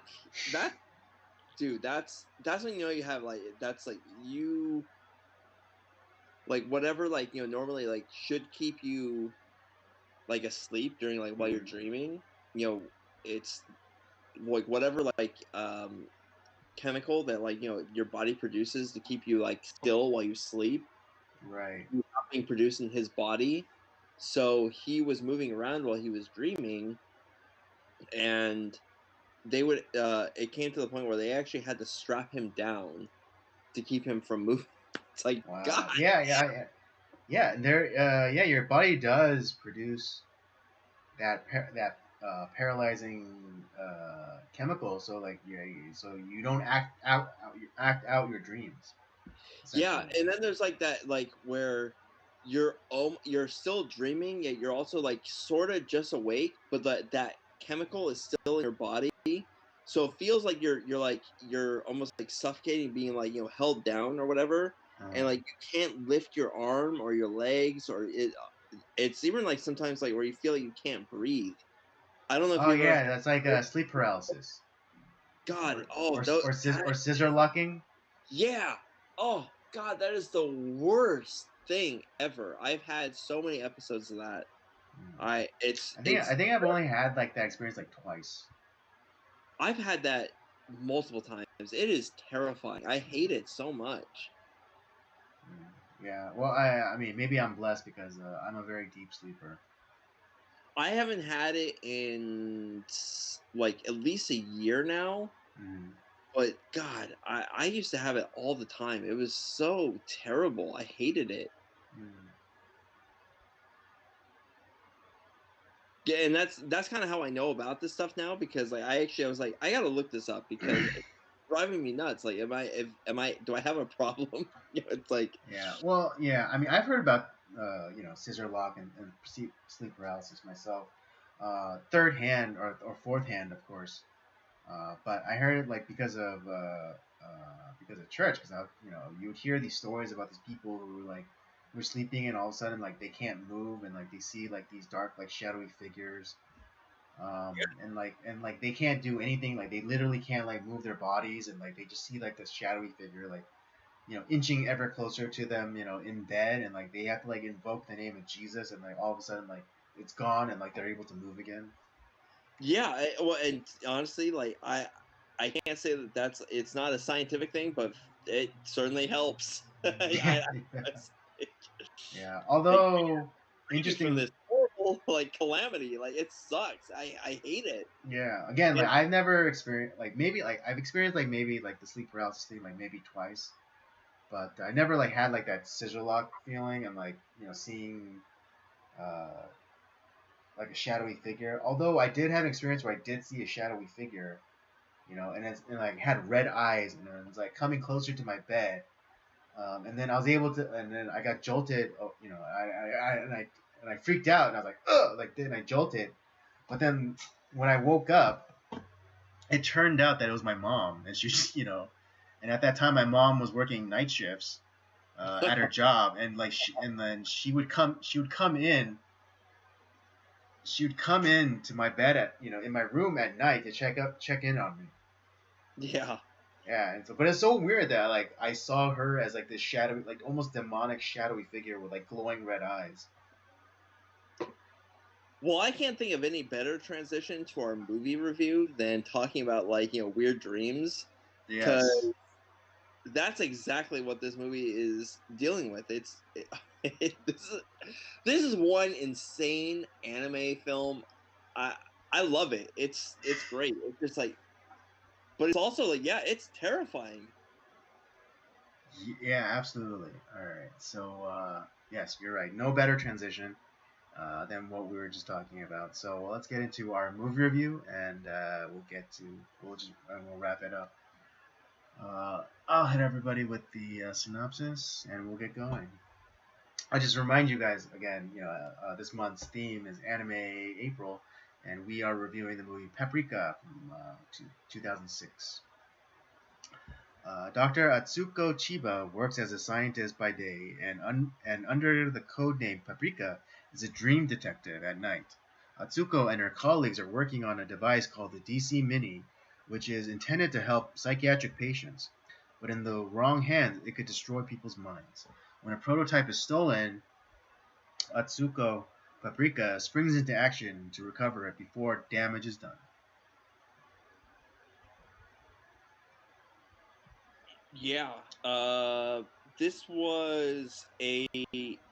It did not do well in the box office. I think this movie was made.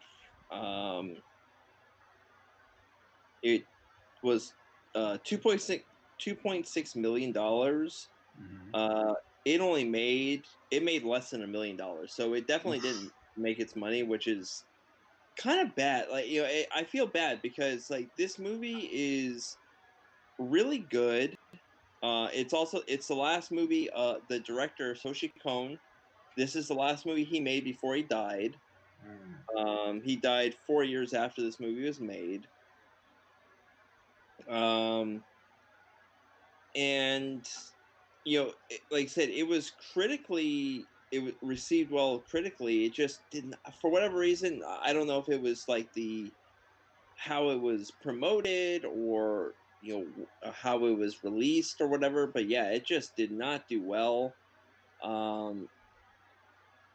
And like I think, like, had this movie been made maybe more recently, Mm-hmm. because anime is definitely much more popular now than it was back in 2006. Mm-hmm. I think this movie would have done a hell of a lot better. I'd agree with you. Yeah, On that. because I mean, we've talked about, like, movies like Akira, and we did Castle in the Sky, Mm-hmm. and like those, Akira was it. That's kind of like more like a cult classic. It definitely made its money back. Mm-hmm. Just in Japan alone. So Mm-hmm. it did well. But then, like, Studio Ghibli has kind of become a pretty prominent anime studio. Mm-hmm. So they've become very popular. It's kind of like they're the Disney of Japan. Yeah. And Or then, yeah.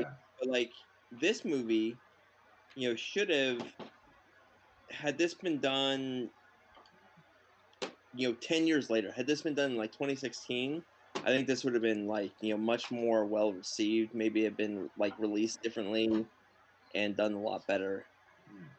Although, if it was made more recently, then we might not have gotten Inception.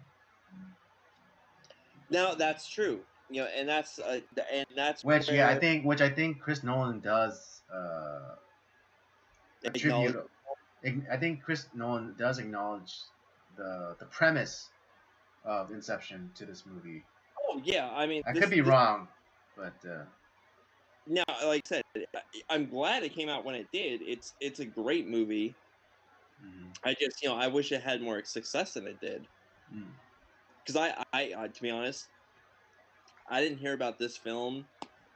And I'm an anime fan too. Like, I just didn't hear about this until we were kind of coming up with anime movies to discuss for the month. I'm like, Right. Yeah, and I didn't. Yeah, and I only suggested it because, like, I remember, as I was going down the YouTube rabbit hole, um, of like all these you know YouTube essayists.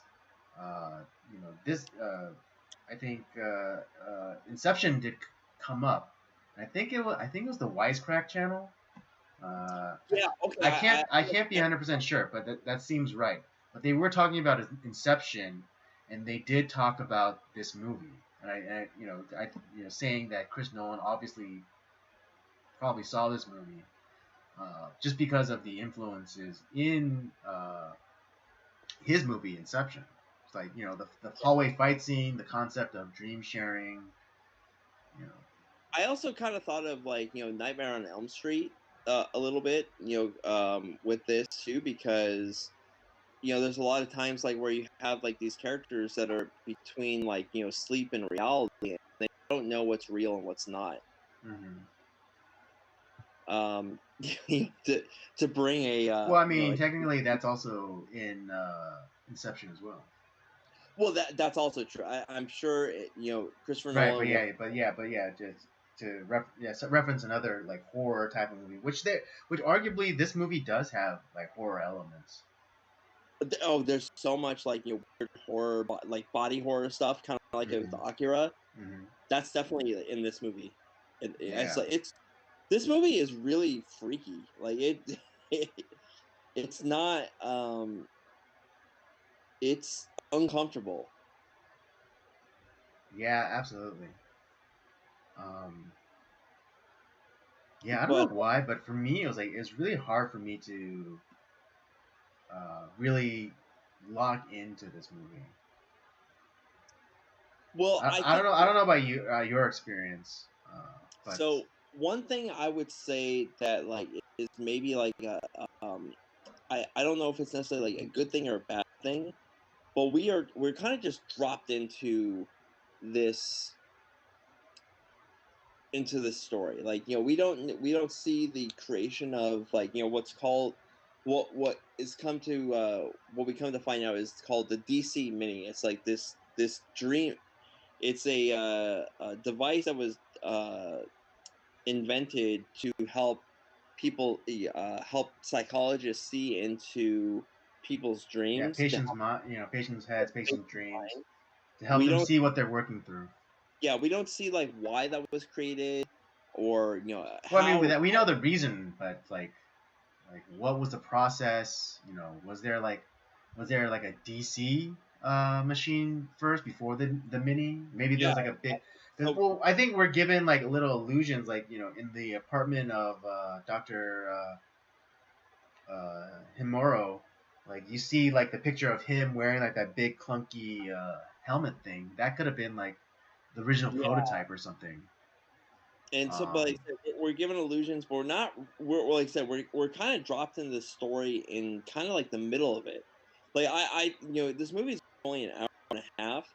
mm, It probably should have been twice that length, just to give us more depth into like the story. I yeah, at the most it would have. I think it would have benefited from at least another 30 minutes. Because you're right. I think that's one of the reasons why it was so hard for me to lock into this movie. Because a lot of things are taken for granted, uh, or at least the. I think maybe the director took the audience for granted and just kind of like gave them like showed them things or gave them information without really This is explaining it. Now this is the one this is the one problem that because we run into this problem in Akira as well, where the pace of the movie is so fast, and we're Mm. not given a lot of background or whatever. Mm-hmm. And similar to like Akira, there's a whole manga that dives into like a lot of like the background story and like why these things are important. And now Akira did for the things that it was not able to do, what it did was amazing. But if you weren't paying attention, it moves way too fast. This Mm-hmm. movie also kind of moves at a very brisk pace, Mm-hmm. and even if you are paying attention, we don't get a lot of like the background story that we would have gotten had we read like the comic that it's based off of. And and that's kind of the problem with whereas like the anime serials, like the ones that are coming out, the shows that are coming out week by week, Mm-hmm. uh you know we're essentially we're getting a video version of the manga, the comic. It differs in certain ways, but for the most part, it's kind of the same thing. And so we're kind of getting the full, intended tale of the story. Whereas, like with anime movies, these are usually based off of comics, and they're not creating the movie, out of like thin air per se. Mm-hmm. And it's it's Yeah, just there is source material. Yeah, whereas like where like even like animated films like in our country like a lot of the Pixar stuff or even some of like Or yeah, just think of like the old school Disney stuff. Like that those are just grim. Those are just grim fairy tales. Yeah, yeah, it's not like necessarily a comic book or whatever. It's like it's kind Yeah, of like but there is some like source material. there's some source material, but like it's not super important per se. True. Because I mean, yeah, for a lot of people, like the Disney version of those grim story fairy tales, that's canon. That's all there is. Yeah, they don't realize that those Yeah, it's sources much are darker. up. Those sources are so fucked up. Um, but like what I'm saying is like there's no like I'll compare it to like Pixar per se. Mm. There's no Toy Story comic book that it's Ah, based off of. true. Yes. That's what I'm saying. It's not its own original thing, and it's more of a traditional movie in a sense. Whereas the majority of these anime films, and I can't find an anime film that's not necessarily based off of a comic. Maybe the one that we're doing next week, I don't think that there's a comic based off of it, but that is kind of the problem with these movies is they move maybe a little too fast, and you're kind of at the expense of some of like the nuance of the story. We're not getting everything, and Right. Yeah, because I well, mean, I'm confused on like how the the character of Paprika even like came about. It's like it was never really explained. that's the other thing because we're introduced to Paprika like right at the beginning, Hmm. and then all of a sudden she transform. She's kind of like this side. She's this split personality with like Atsuko, Uh-huh. and it's like, well, wait a second, like how did that happen? Hmm. It would I think the movie would have benefited from like maybe another half hour to an hour Right. explaining how Or if they use that opening title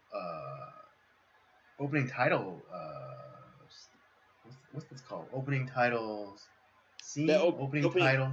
Yeah, If they took that time to like kind of do a kind of like a quick take on like the background of the story, I think that would have been way more beneficial than like the kind of like the cutesy little girl like buzzing through town on her moped and like freezing time and all that stuff. Like, if they took the time to like explain like how she came about or even like the technology, I think like yeah that opening credit scene could have been a nice way of depositing some exposition. yeah, and I wonder, I haven't read it myself because, like I said, I just found out about the anime film. Mhm. I wonder if the manga maybe does dive into that a little bit. Right. Well, yeah, I'm sure the manga does go into it goes deeper and more detail for sure. But yeah, just just pointing out the calling out the potholes here.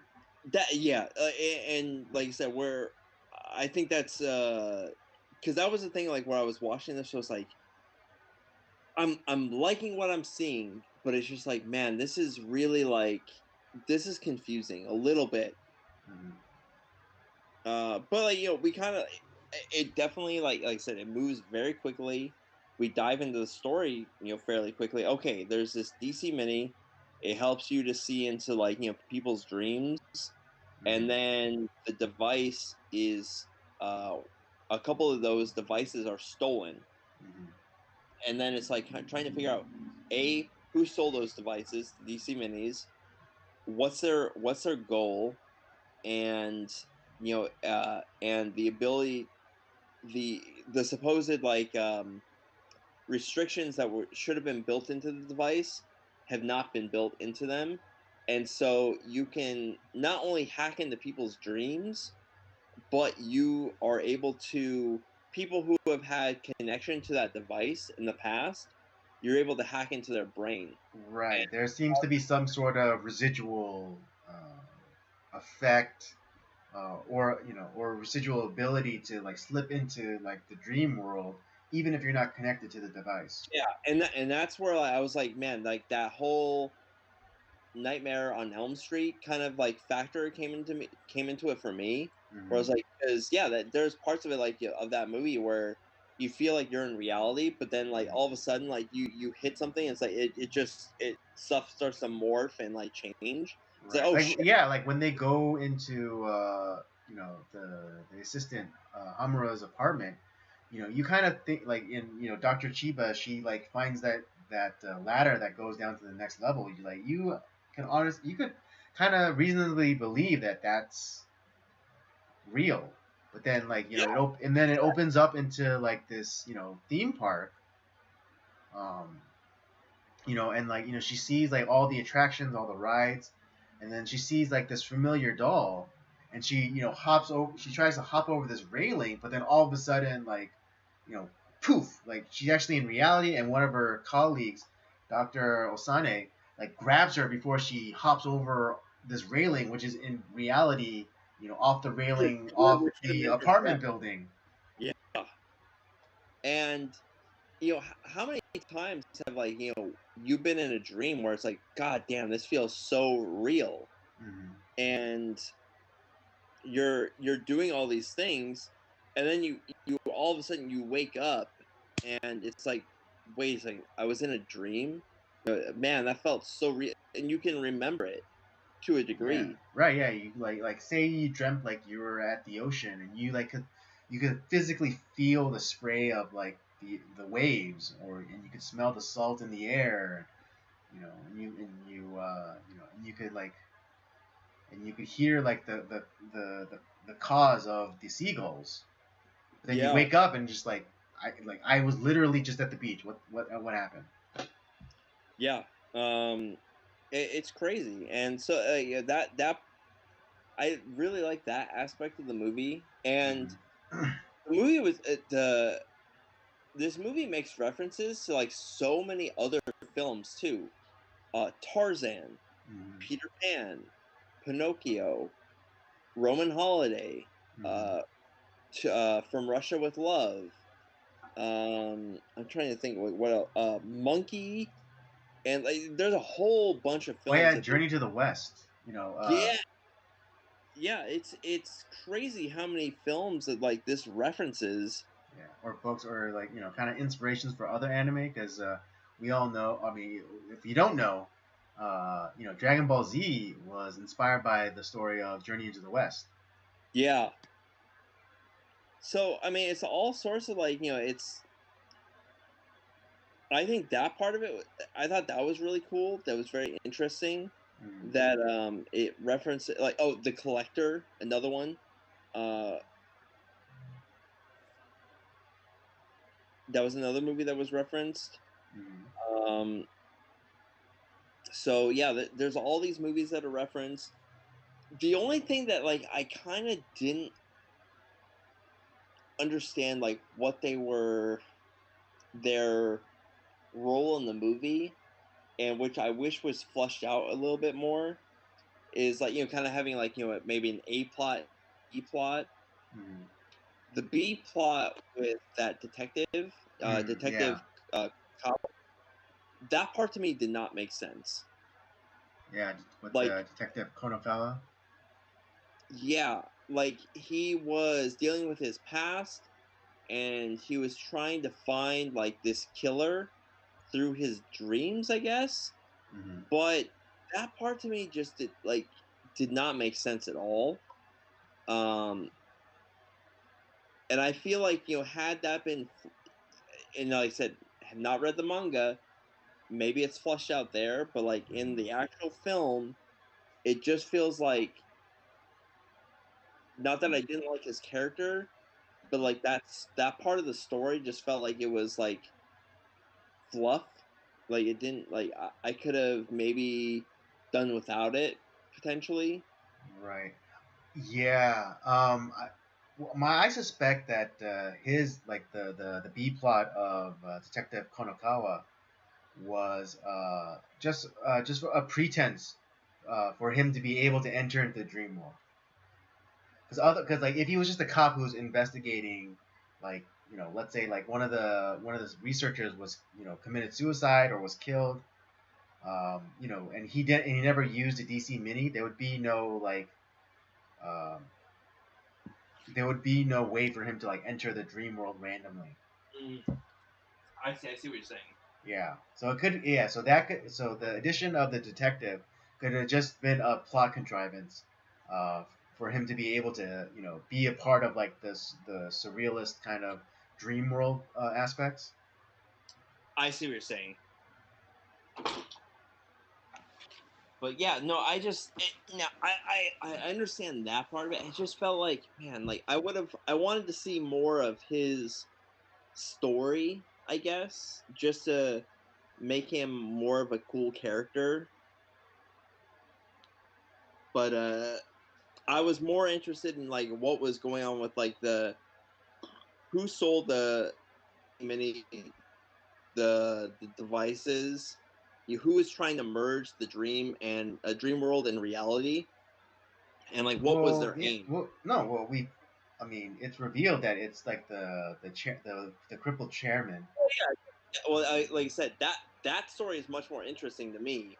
I'm talking about how like kind of like the semi side story with like the detective Mm. felt like like I said, I'm just going based off the movie Right, right, where I'm right. Of like, course, that's all we're doing. I think where I'm like I was kind of wanting more from that, Hmm.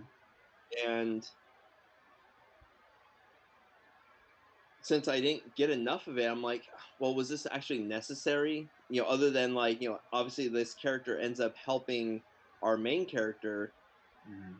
but it's just like, man, I would have liked to have seen more. Mm. Yeah, and I'm interested in like that old the doctor chief guy, Yeah. you know, and like and him and the direct and the detective are supposed to be like old college friends, but like the chief guy, he looks like he's like in his 80s, but you know, he looks like an old man as opposed to the detective who looks like just a middle-aged Japanese man. So it's like, how are these guys? How could these guys be like classmates? I mean, unless like the detective is much older than he looks, and yeah, and maybe like he was like a couple of years younger than the chief doctor guy. Uh, but I couldn't help but notice like his design is very. I don't know if you caught it, but it was very reminiscent to me, very reminiscent of Toshiro Mifune. I'm sorry. Can you say that again, Andy? Oh well, I was confused about like the relationship of the detective and like the chief researcher guy, the old man. Yeah. Because like they're supposed to be college friends, but it's like the chief researcher guy looks like he's like in his 80s, and the Yeah. detective looks like he's like a middle aged Japanese man. So it's like, how are they? You know, how could they be classmates? Like, or like, you know, even if they were like a couple like, let's say that the detective is a couple of years younger, then that would mean that the detective is actually older than he actually appears. Or like the old looking guy is younger. Yeah. It's kind of weird. Like the character design was in that sense was a little weird. Hmm. The other relationship that doesn't quite make sense per se is, or at least how understand how that connection started was like the Atsuko and the fat guy. Uh, Yeah. what the hell was his? Hold on, let me. It's Dr. Kasuko Tokita. Yukita, yeah. Tokita. Yeah, like where did that romance like come about? Like I said, everything in this film felt a little rushed. Right. And like I said, I understand they had an hour and a half, Uh-huh. and it just I would have I could have definitely appreciated like another hour and a half just to kind of like make to kind of make these stories make a little more sense. Hmm.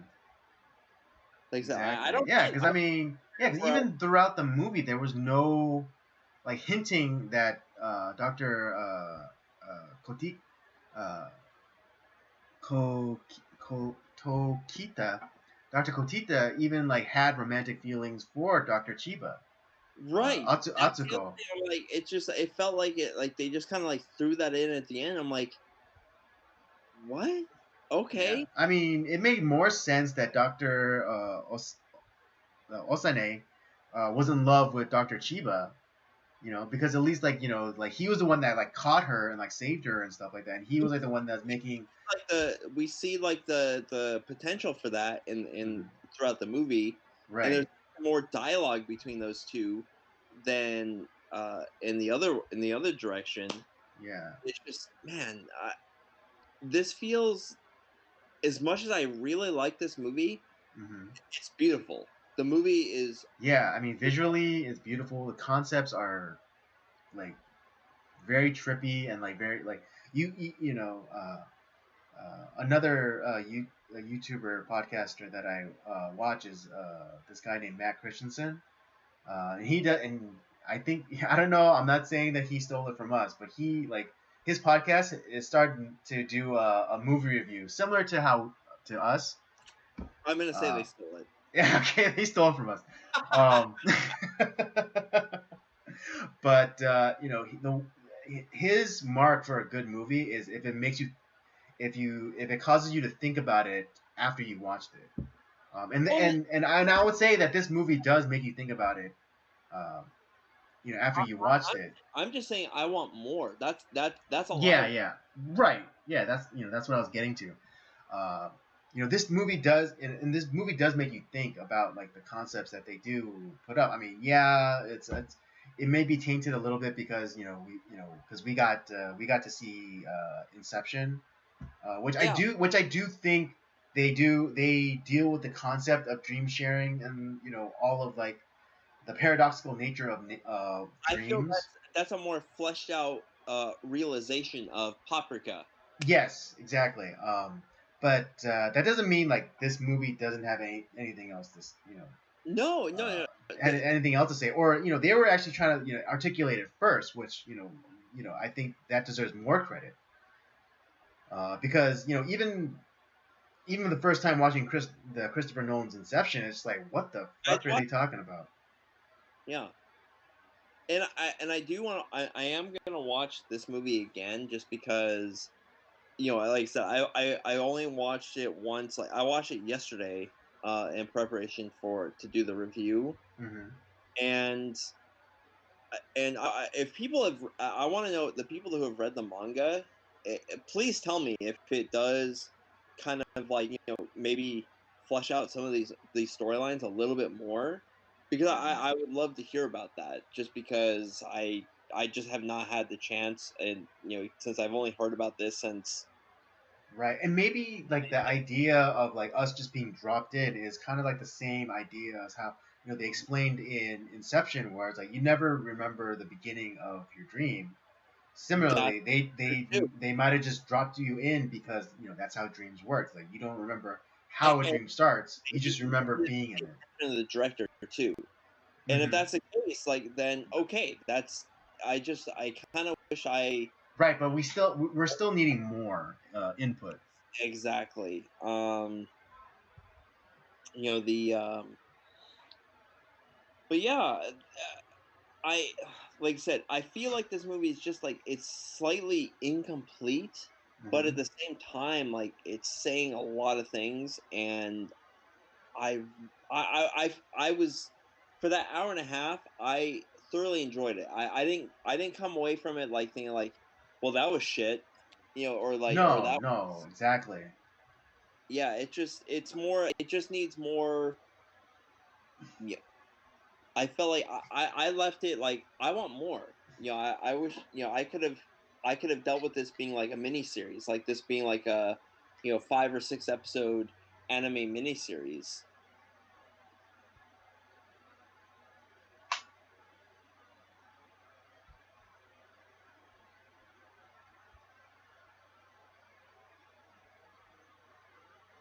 I don't know if that's how you felt about it or not. Wait, repeat that last bit. No, what I was saying is like, I would have been okay had this been like a 5 or 6 episode miniseries instead of just like a 1 hour and a half movie. Yes, definitely. I think this is what that thoroughly needed to flesh out like what they were trying to do, because what they were trying to attempt, story wise, is actually very complicated, and an hour and a half is just not enough. No, not even a little bit. Yeah, because I mean, I would like to know like how uh, this Paprika entity came into being, and like what was the purpose, and like was it just an experiment that that the chief researcher and Dr. Atsuko attempted, and it happened and it happened to create this persona, or was it like more like willful, and like the doctor could like somehow project this more compassionate, more intuitive kind uh, therapist Yeah, to help people. and then with like Detective Konakawa and Paprika, like, because there was definitely a relationship there. How did they become like a thing? Because there was clearly like some sort of established relationship between those two, and like was Paprika, and the other thing too with Paprika, like, she is real in a sense, but is she like real? Like, it's not really clear how. Yeah, or maybe the more apt question would be, where does Paprika begin and end, and where does Dr. Atsuko begin and end? Yeah, that's the thing I was questioning too. Like, wait, You know, right?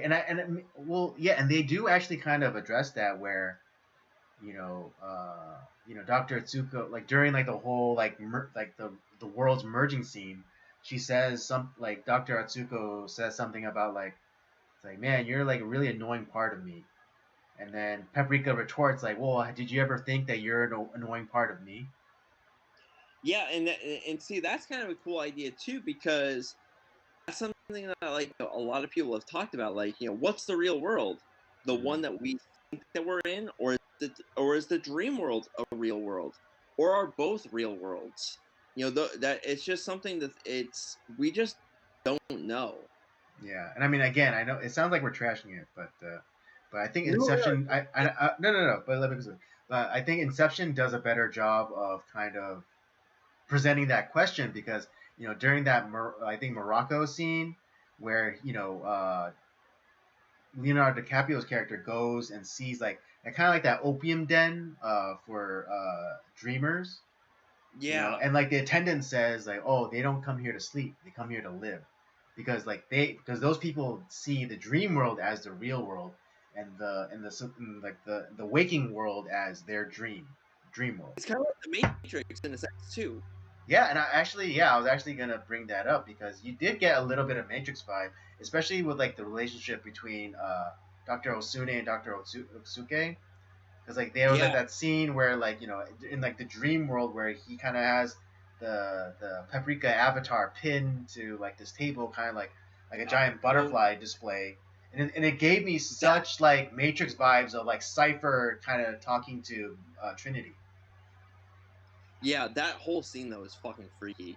Mm-hmm. It's like that, like when he shoves his hand in her crotch and it Yeah, goes yeah. inside of her, Mm-hmm. splits her body open. I was like, this Yeah, is disgusting. Oh yeah, my yeah. god. Like the skin of Paprika is like split open to reveal like the inner like like Atsuko. like a, like a cocoon. Yeah.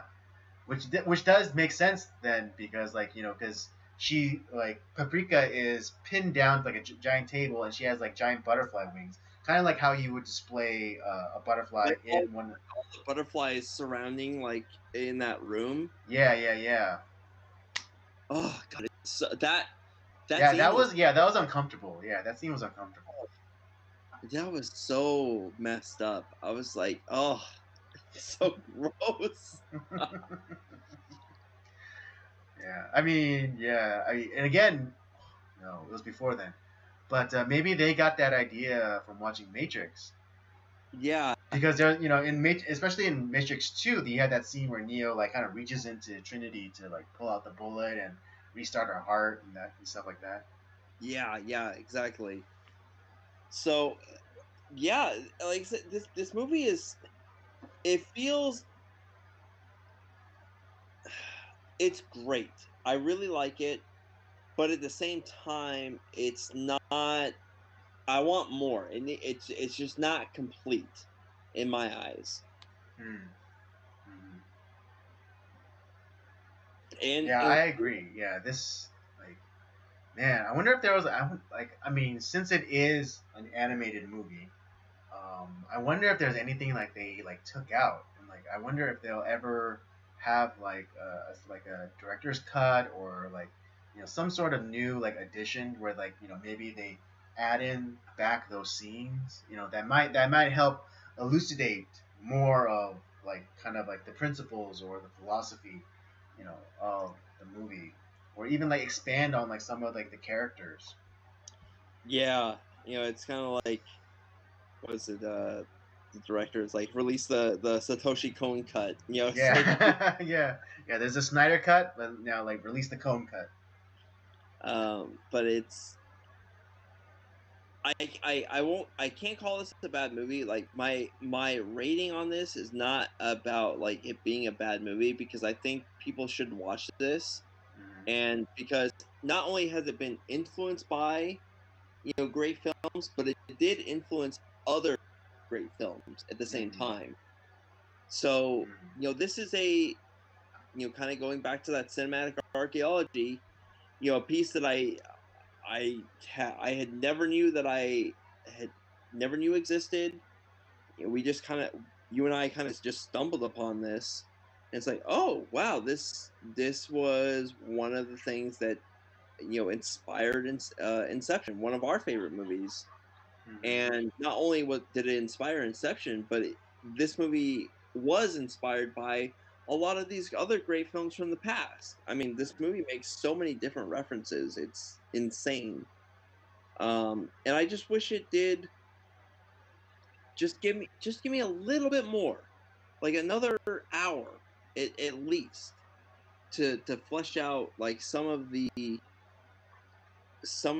relationships, some of the key story points, because this movie moves way too fast, way too fast. Yeah, absolutely.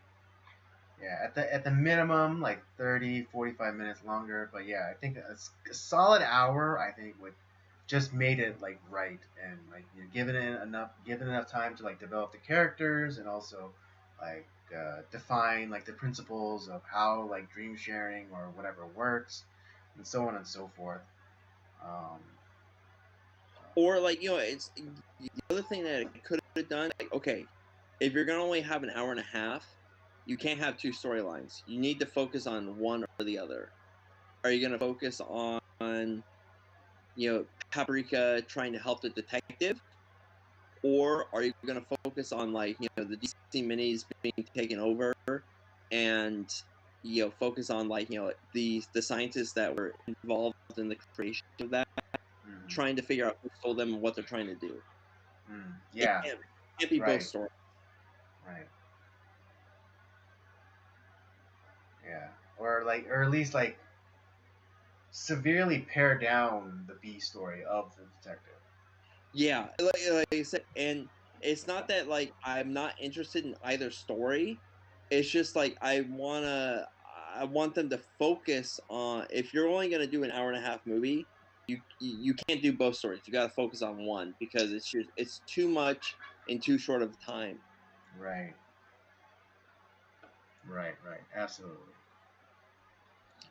And like I said, that's really my only knock on it. Is just like the time management, and the lack of completion. I felt like it was the lack of completion on either side, on either story, the A or B story. Hmm. Yeah, totally agree. But I'm this is more of your choice, and dude, I really like this movie. This is good. I'm just like you. I think I'm gonna watch this movie again, and maybe because maybe this time I'll watch it with the dub with the dub on, um, just because like the complexity of like the ideas that they're trying to get across, like it may not uh, benefit me to hear like in like having to hear in in like the original language and then try to read the subtitles. Uh, it might be just better if I could just hear like English. Yeah, and that might be something I might try to do next time I watch it too, Mm-hmm. just to see like maybe there's something else I catch in the story. Mm-hmm. But yeah, Paprika, really good movie. I highly recommend it. Um, I don't know if I recommend it over Akira or Castle in the Sky, but I think it's something that like cinephiles like you or me should watch. Mm-hmm. I'd agree. Yeah, it's like if you're like really into like movies and storytelling and such like that, then yeah, I definitely would recommend this movie. And I'll say again, the animation is amazing. It's beautifully drawn. Yeah, and because it was in 2006, it's probably right at that time where they're also like they were in like uh, kind of trying to fuse like hand drawn and like some like computer Yeah, aided that was graphics. right at that time. Mm-hmm. I remember my other favorite animes like Naruto. They were Mm-hmm. starting to fuse both those together, Mm-hmm. and but yeah, like it's just as beautiful as Castle in the Sky or Akira. It's really really beautiful animation. Mm-hmm. Yeah, especially like the surrealist element, like the clear inspiration for Inception's hallway fight scene. But just like kind of like when the detective's like trying to run and like it starts like having like, that ripple effect. Oh yeah, it's great. Yeah, gorgeous, absolutely gorgeous. Okay, But anything else to add or? that's all my thoughts on Okay. Paprika. All right. That was our review for Paprika. Let's give our ratings and wrap it up. Do you want to go first or?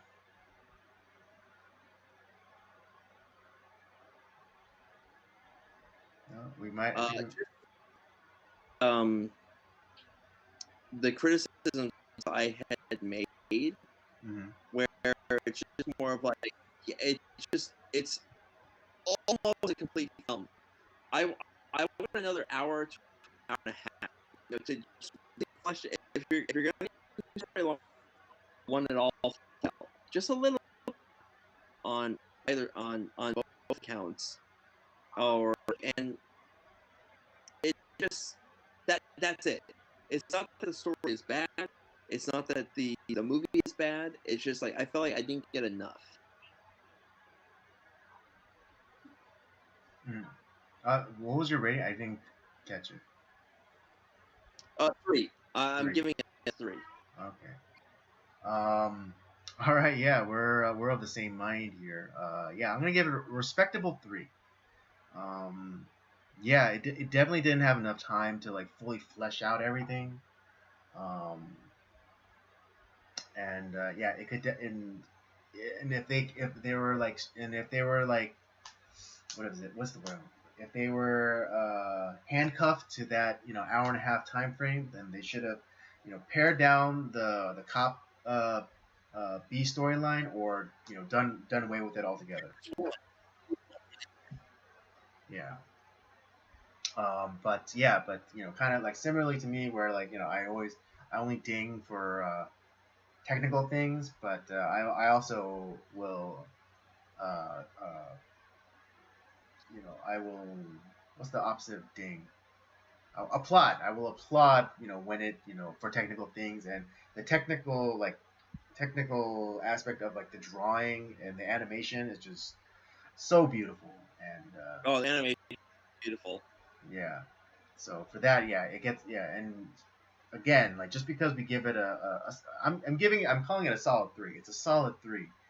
Um, and just because we're giving it a 3 doesn't mean like we think less of the movie as if like if we had rather given it a 4 or something.